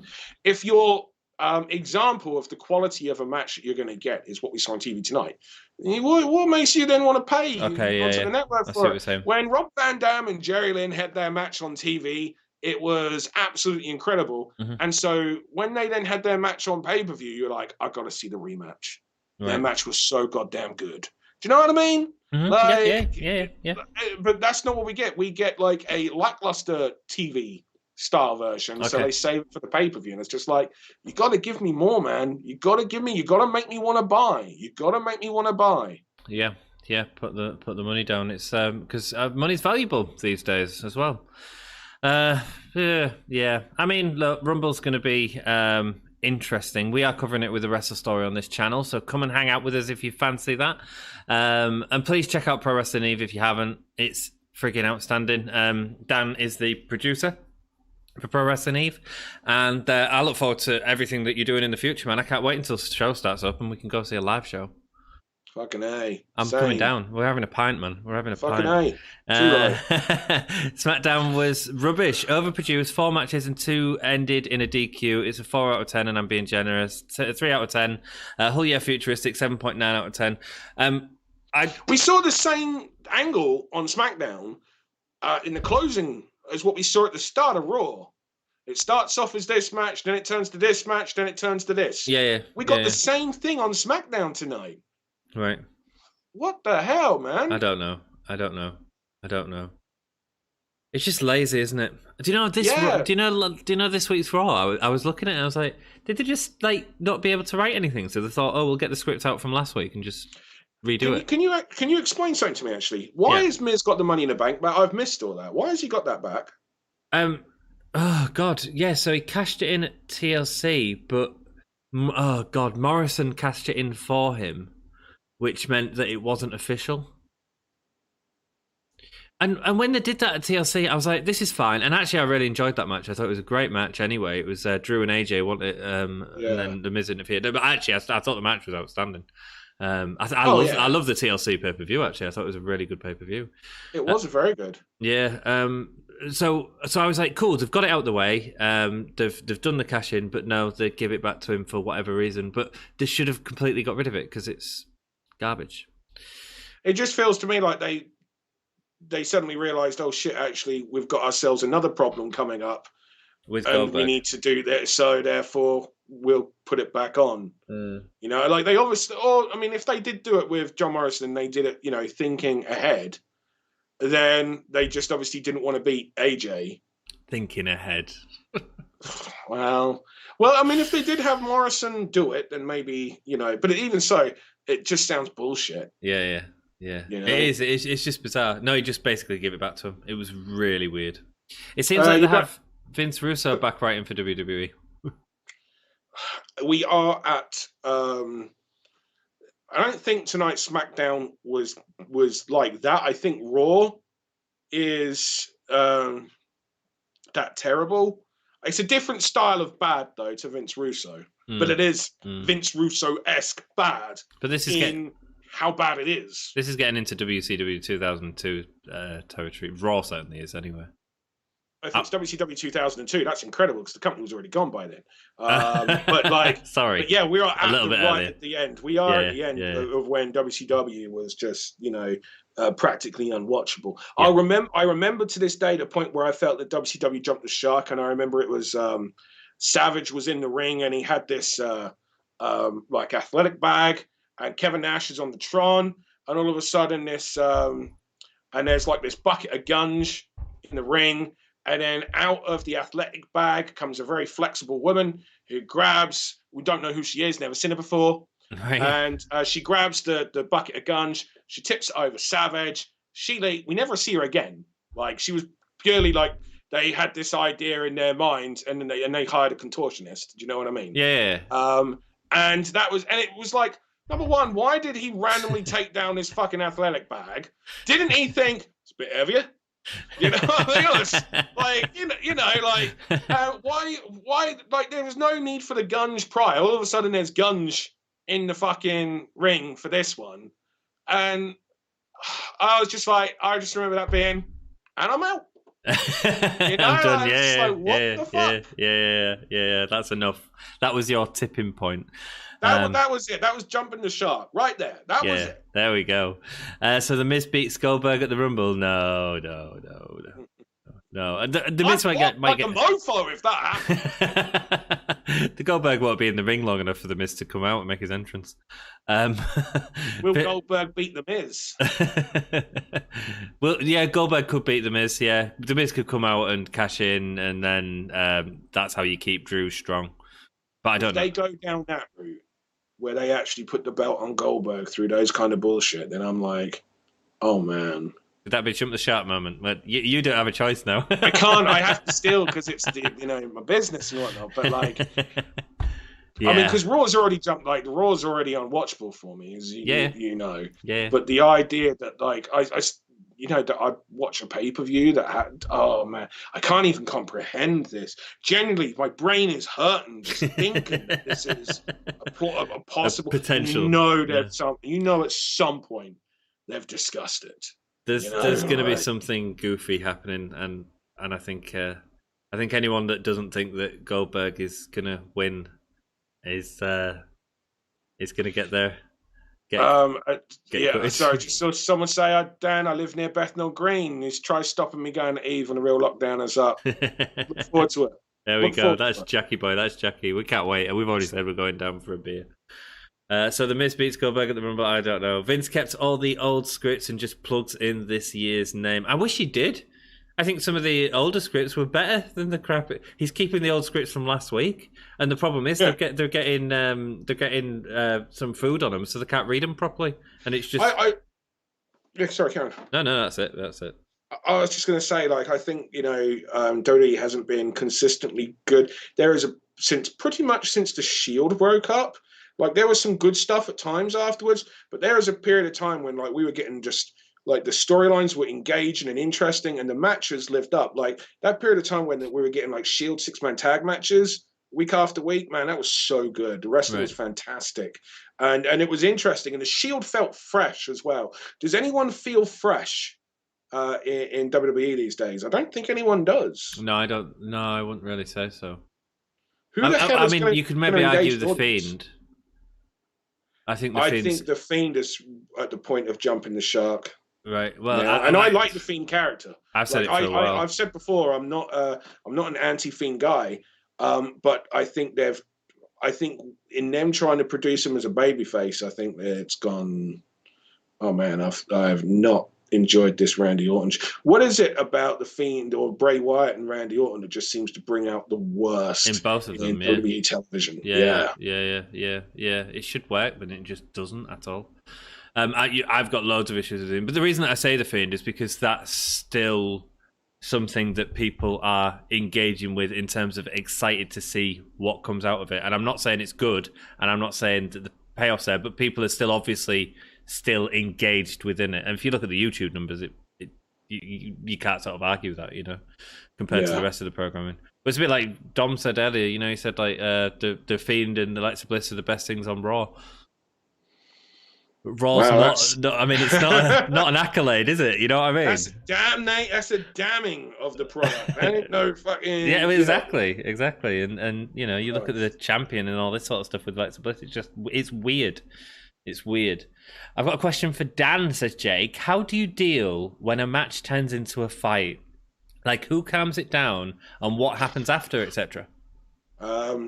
Great question. Thank you, Jake. Any more questions? Get them down. It's very dependent on the circumstances. Sometimes you don't know that it's turned into a real fight. Right. You know? Yeah. You know, because some people can be snug, and if they're really good at their job anyway, it looks like they're beating the crap out of each other anyway. It's really when the structure falls apart. Right. Do you know what I mean? Yeah. And sometimes if you're working with younger people, so let's say you're working on a show with a lot of youngsters, you know, the psychology and the structure might not be particularly good anyway. So, you know, you even then have got less of a chance of really knowing that this is, you know, you could just think, oh, they're on separate pages. Do you know what I mean? They're saying, this doesn't really make a lot of sense, because everyone has that point in their career when they're doing matches that makes no sense. Everyone has that at the start. And everyone at the start, most of the time, thinks they know better. As well, and then, you know, it takes a long time before you start to go, oh shit, do you know what I mean? And you have that realization. So it's really dependent on the people involved. If the ref should know, and so he should be like one of the people that tries to calm it. But usually, if it turns into a bit of a real scrap, after a few real like stiff shots basically between them, a pair of them will calm down. Because, you know, they're legitimately hurting each other even more so than what they're doing as part of the production. And they'll try to, you know, come back. I suppose it's the level of fight is what you're talking about. And if it was a real fight, then it would completely break down, because there's no sort of a fight is just chaos completely. Yeah, I mean, there is a match. There's a 4-way on the that happened in Eve in 2011. And it was Shana, Alex Windsor, Destiny, and April Davids. Right. Destiny and April Davids turned into a real fight, and you can hear that. You watch the match; it's on Eve on Demand, because you'll hear Destiny go. April says something, and I can't remember, but basically they both think that the other one started a real fight on them. Right. Neither of them started a real fight on the other one. They just got a bit careless, and so the other one then thought that they were starting a real fight. And so April says something, and then Destiny shouts something. Oh yeah, then why the fuck did you kick me in the throat? Yeah. And this is afterwards. So this is when it's like, oh shit. So you then can go back, and then you look at the exchanges going on between April and Destiny, and that's when you're like, oh shit. Do you know what I mean? That's really interesting. Then, but yeah, like it. But it all it depends on the people in it as well. And as to what's going on, as to how things will calm down. But I mean, usually that's personalities in general, isn't it? Exactly. But usually after people have got some, you know, as soon as you've taken a few like real shots and you've got some real shots, usually they're kind of like calm themselves down a bit, you know, or you know, like the realization of shit, we're in front of an audience, we've got to do this or whatever. We'll take control. Not always. But it's not a very regular, you know, occurrence. It's a rare occurrence, but it does happen. Right. Interesting. Thank you so much, man. Vince hasn't stopped smashing his headset for his best mate. Absolutely not. Dan, that would be jump halfway across the shark tank. Yeah, it did sound... Getting eaten by the fucking shark. What was that bloody TV show as a kid when we were younger? I know you're ancient compared to me. But what was that kid show, the goo one? With Andy Peters. Well, sorry, what was that? What? Sorry, are you teaching Maven hand language now as well? Sign language. Maven's doing her channel right now. All right, so you're not worried now. So all bets are off now. Yeah, all bets are off. All right, it's cool now. What's the show? Andy Peters? Yeah, what did he do? Get your own back. There you go. Do you remember that one? Yeah, I do roughly remember that. Yeah, there you go, yeah. That was the thing with kids, weren't it? Yeah. With what you was describing earlier with Macho Man Randy Savage reminded me of that. So. Oh yeah. Because everything was fucking Gunge Tank shit. Back then, Nickelodeon, man. That was the fucking in thing, wasn't it? Yeah. Do they not do that on TV anymore? You've got kids, you should know. My kids don't watch TV anymore. Kids watch YouTube. Oh right, okay. Okay. That's the thing. TV is a dead thing for kids nowadays, man. They watch YouTube. That's all there. That's their big thing. That's what my daughter is wanting to like. My daughter's really interested in a lot of stuff that I'm doing. Right. And she's watching a load of the YouTube Creator Academy stuff as well because she wants to have YouTube as a hobby. Right. Cool. So, cool. like that's that's all their thing is. YouTube makes some of the views that some of the things that like they watch, and I'm not just talking about your Mr. Beasts. I'm talking about like there's a guy that they watch called Technoblade. Right. And I was watching. They had it on recently, a live stream. There was 250,000 people in that live stream. 250,000. There are TV shows, major TV shows that aren't doing 250,000.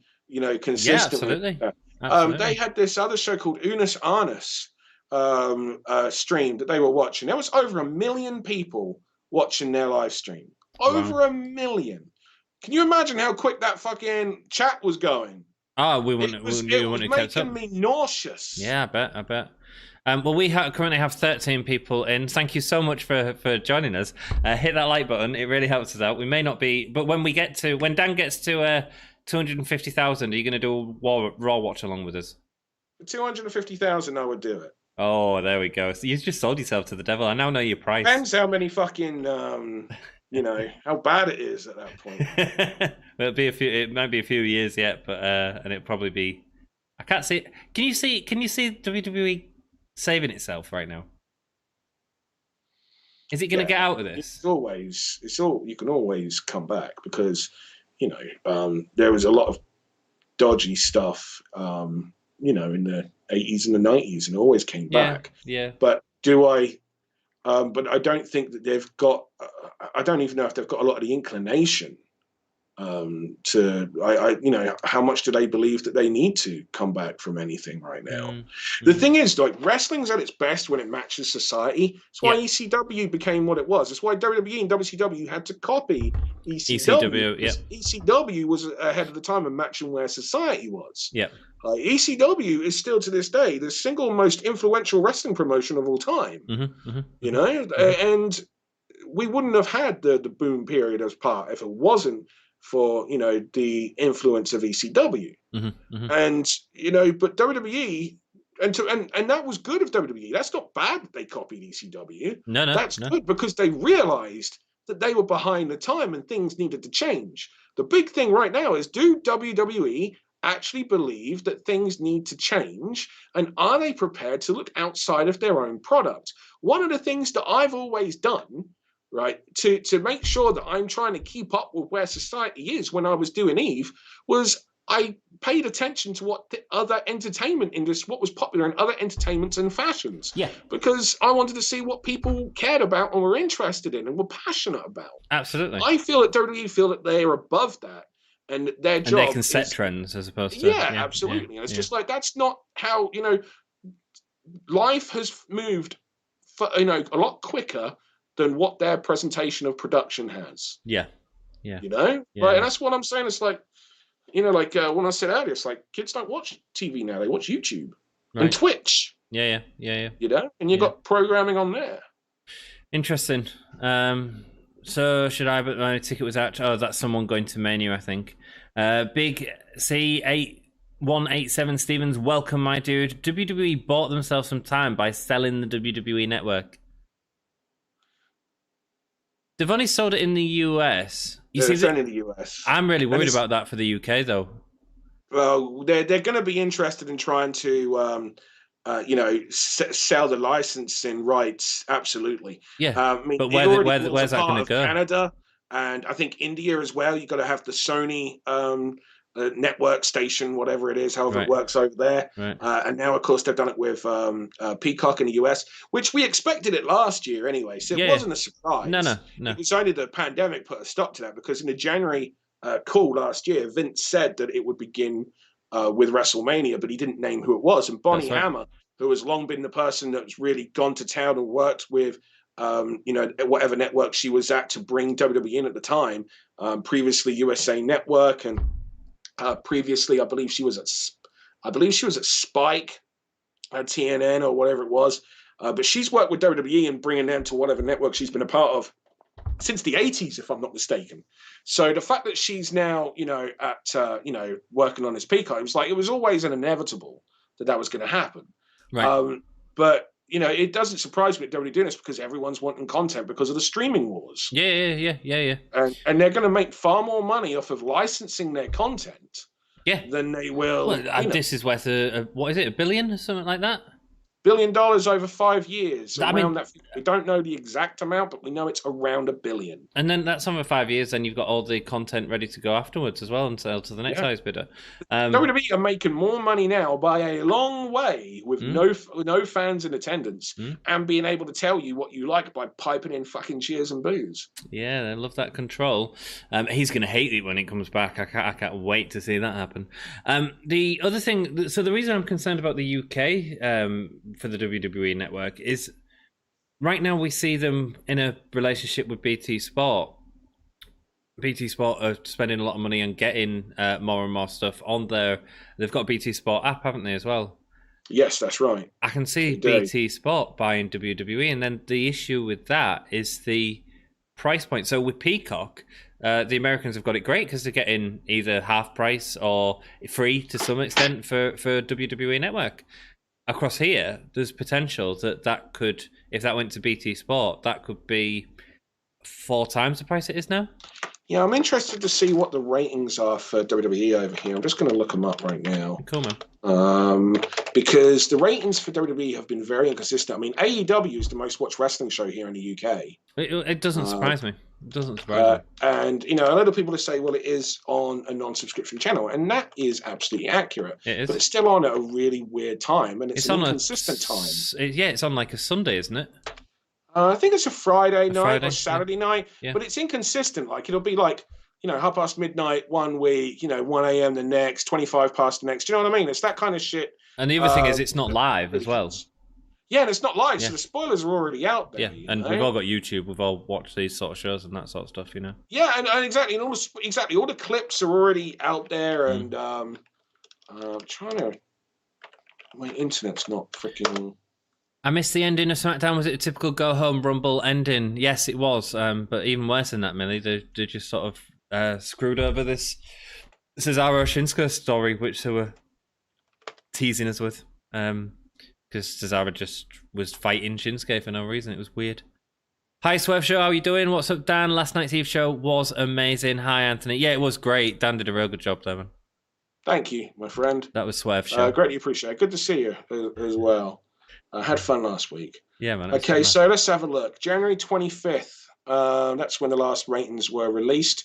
Now, the UK ratings aren't as quick as the US ratings. So the January 25th ratings is actually for the Raw from January 11th, NXT from January 13th, and SmackDown from January 15th. There's a delay. So the Raw ratings for Monday, January 11th, and this includes replay and everything, by the way. Okay, guys? So there's 54,000. That's bad. It's really bad. NXT really bad. Did not chart. So that's really bad. And I can tell you how bad that is. Impact did 8,700. So that means NXT did less than Impact. SmackDown on January 15th did 42,000. AEW was on January the 13th. It aired January the 15th. Did not chart. That is unusual, I believe, for an AEW. Started at 11:25. Now, we don't know what AEW did, but we do know that the lowest rating, the number 50 show, because we get top 50s, was 103,000. Right. So it did less than that, and it would have done more than Raw.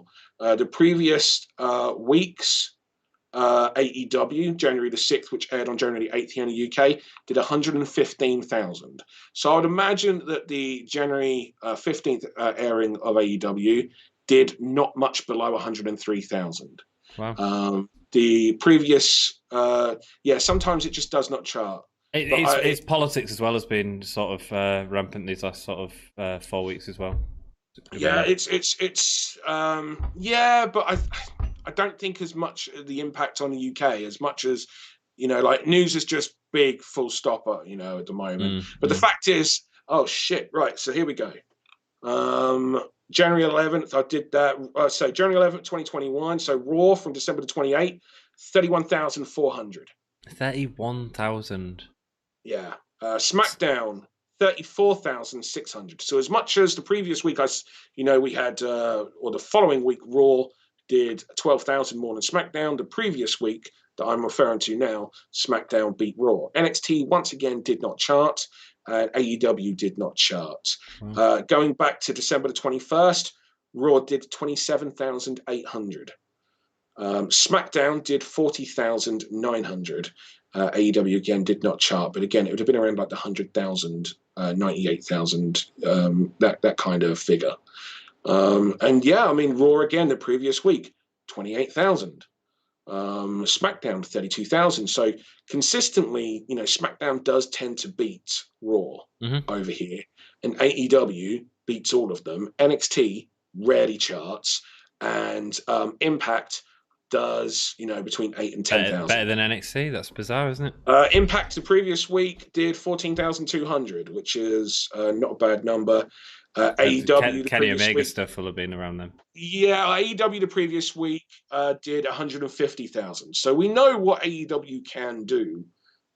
Fuck me. Raw the week prior did not chart. So there we go. So WWE have issues, but the issues are with things like the booking that we've talked about tonight. In sort of, the go home angle was fine in terms of everyone in the ring doing the stuff. That was all working really well, but that one thing really pissed us off because it was something we was excited for. It was something we was teased. It was something we was told we was going to get, and then they just sort of splurge it out in this sort of bizarre way. And next week we'll be expected to forget about that. Yeah, absolutely. It's just, sorry, I'm just still thinking about what you was just saying with regards to like the licensing thing. It just goes to show that with those figures, those are not good figures. Oh, right, sorry, yeah. BT put a lot into having WWE. They put a load of events on even to get media behind it.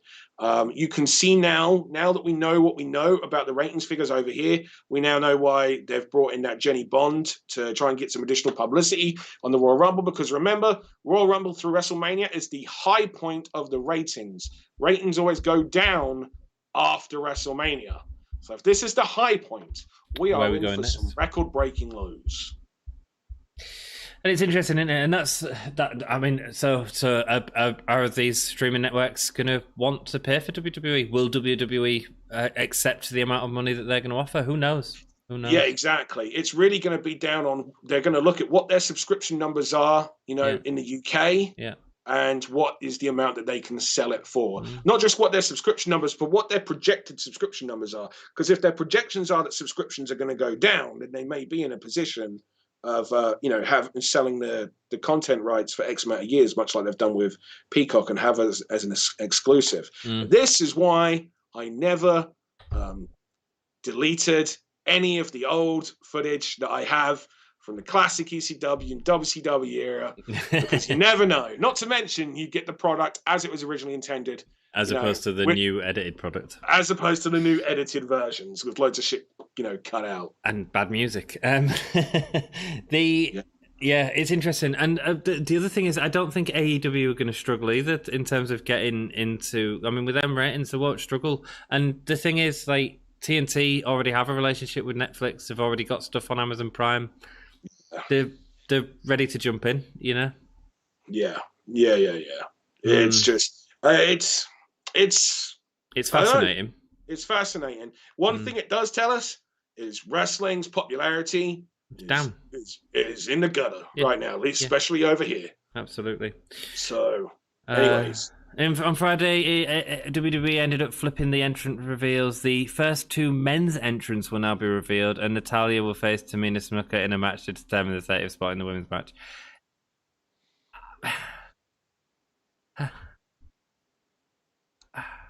Why? What are they doing? What's the point in all this? It's just garbage. Juggernaut Jared said, I would love to see an Eve video game. Dan, would you be a special unlocked character if you was in an Eve? I think you should be. Actually, do you know what? Go on. Yeah, Because if they ask me to do it, then that means I'm going to get paid a likeness fee. Absolutely. So yes, that, I mate. would absolutely. There you go. There you go. Just hit up, down, left, R2, L2, whatever. Up, down, left, ABC start. Oh, Dan, you're showing your age with ABC start. Yes, that's the Sonic. That's the code for Sonic, isn't it? So the Sonic the Hedgehog #1, no less, as well. Jeez, wow, man. Yeah, or you could put in the Konami code or the Doom God. But anyway, there we go. Millie says, "Hi Dan, I'm happy last night's stream was was up long enough for me to watch it. What I missed while I was doing the stream. That's cool, Millie. Was it? That was an accident. Yeah, because I never. If they Dan ever goes and stay checks if it's still there. Yeah, if they ever stay up late, that means I don't know. That means I've been distracted, fallen asleep, or something. Or gotten into something else. Yeah, I do that all the time. Yeah, it generally means that because I do take them down. You know, I think it's if I don't, then it just kind of like kills a lot of the network. And if there's no network, then there's no Eve. Exactly. Yeah. So please go and support Eve and support the network. The links are all in the description. Wow, that is bad when you got beat by Impact. Impact versus AEW looks delicious. Yeah. And that's what people don't realise about Impact. Actually, they do have a really good international audience. And a lot of people saying AEW aren't getting anything from their collaboration with Impact. It's like Impact have a very, like in India and stuff like that, very good numbers, you know?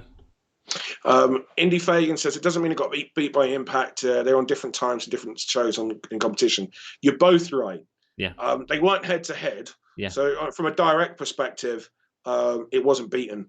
But AEW 100% has far more viewers week in, week, every week than either Raw, SmackDown, or, Impact.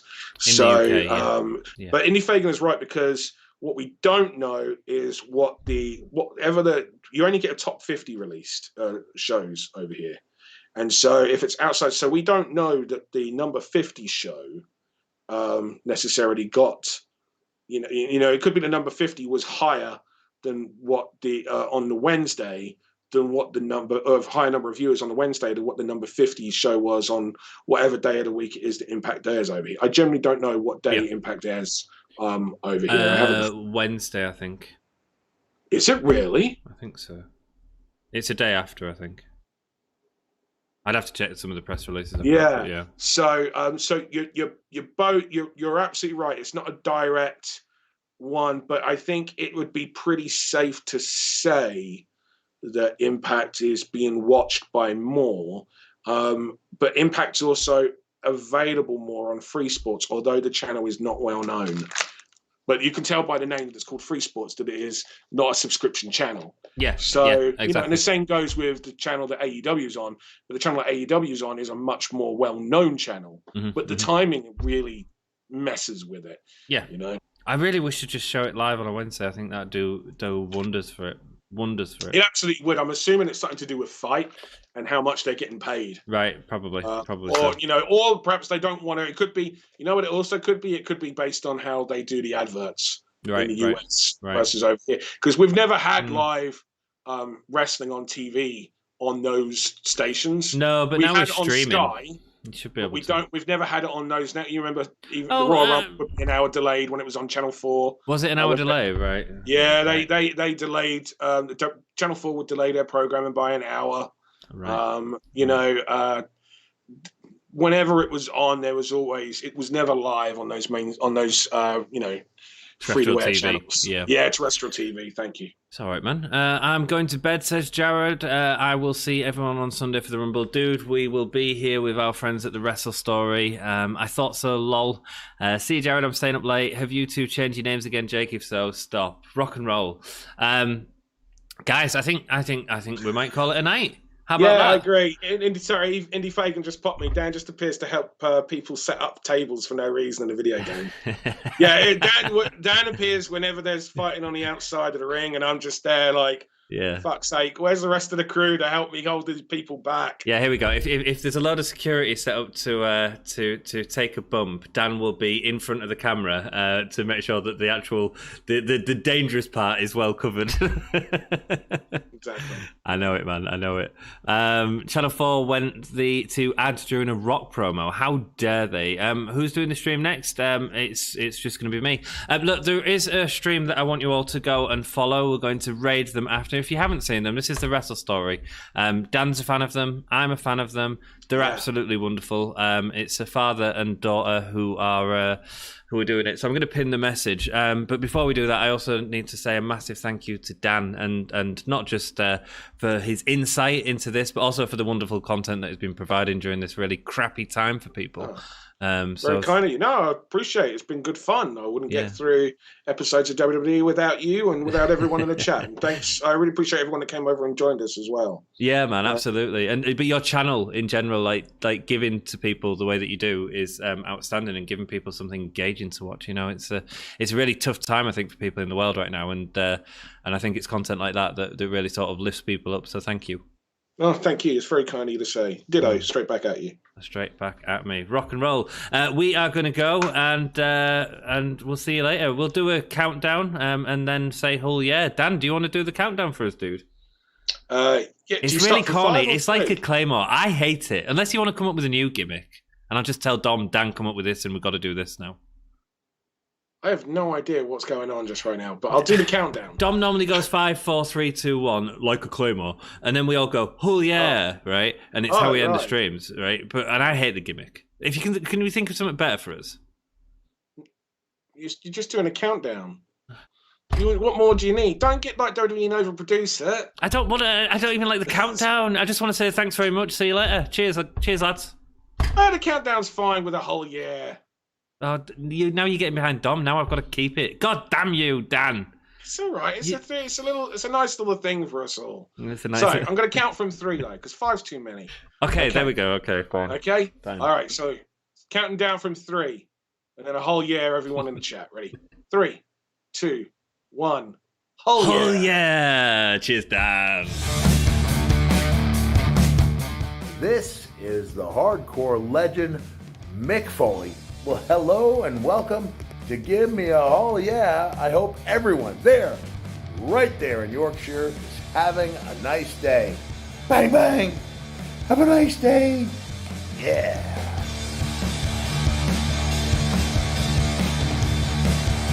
Oh, let's go. That's cool.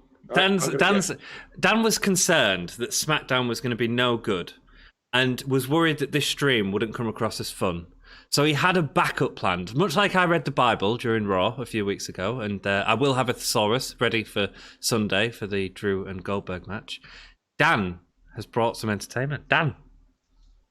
So this right here, this is the Viz Roger Melly's Profanosaurus. Wow. It's full of a various assortment of British insults. So how can we choose someone, or choose a couple of people, to choose a page and a line, and then I'll read whatever the word is and what it means. First person to choose a page gets it. So I want 2 numbers, a page and a line. Everyone write 2 numbers. Page and a line number. There we go. And you'll actually get 2, because there's two words within, so we'll go to that. But I'm a very childish man. I am a man baby, if there ever was one. And because I was born in 1982, my sense of humor is very childish as well. So, and there was a great weekly comic book called Viz that we used to get, and they did do these TV versions as well. And there was one called Roger Melly, the Man on the Telly. And it is available on YouTube. I assume it is. It's not on a legal upload. Someone's just uploaded it. Yeah. As long as you're not easily offended, it's hilarious. Then go watch it. If you're easily offended and not able to accept a product of its time, then do not fucking watch it. For the love of God, right? Because it is not politically correct in the slightest. Oh mate, no, it never was. The 80s wasn't in general. Can we just say? All right. You don't know Jack said a page, but he didn't give us a line. Okay, he said a line afterwards. Page 69, line 17. I don't think it goes down that far. I should have given you an idea. Give me another line. Someone else said page line 5. 12. So I'll do page 32 and line 5. Okay. And then I'll come back to you. You do what you want, love. Page 32. Here we go. What was it? Line. Some classic British insults. Please don't anyone be offended by this. I mean, it's it is Viz. I had to tell you, welcome back, mate. We're just dicking about now, mate. Butler in the pantry, a polite turd which knows its place, remaining below stairs, occasionally coughing discreetly until summoned. Wow, Okay, so there we go. So that now we know what a is- butler in the pantry is. And the one opposite that is a butt cutlet, a wholesome organic loaf baked in the chamber of horrors, a vegetarian's turd. That is... You don't know, Jack says line 3 of page 69. I will do line 3 of page 69.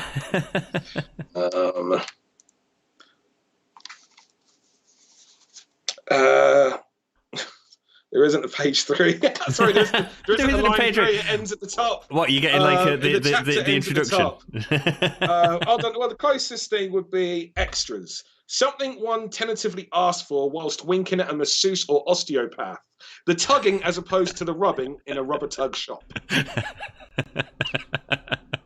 So... I always wanted to be an extra.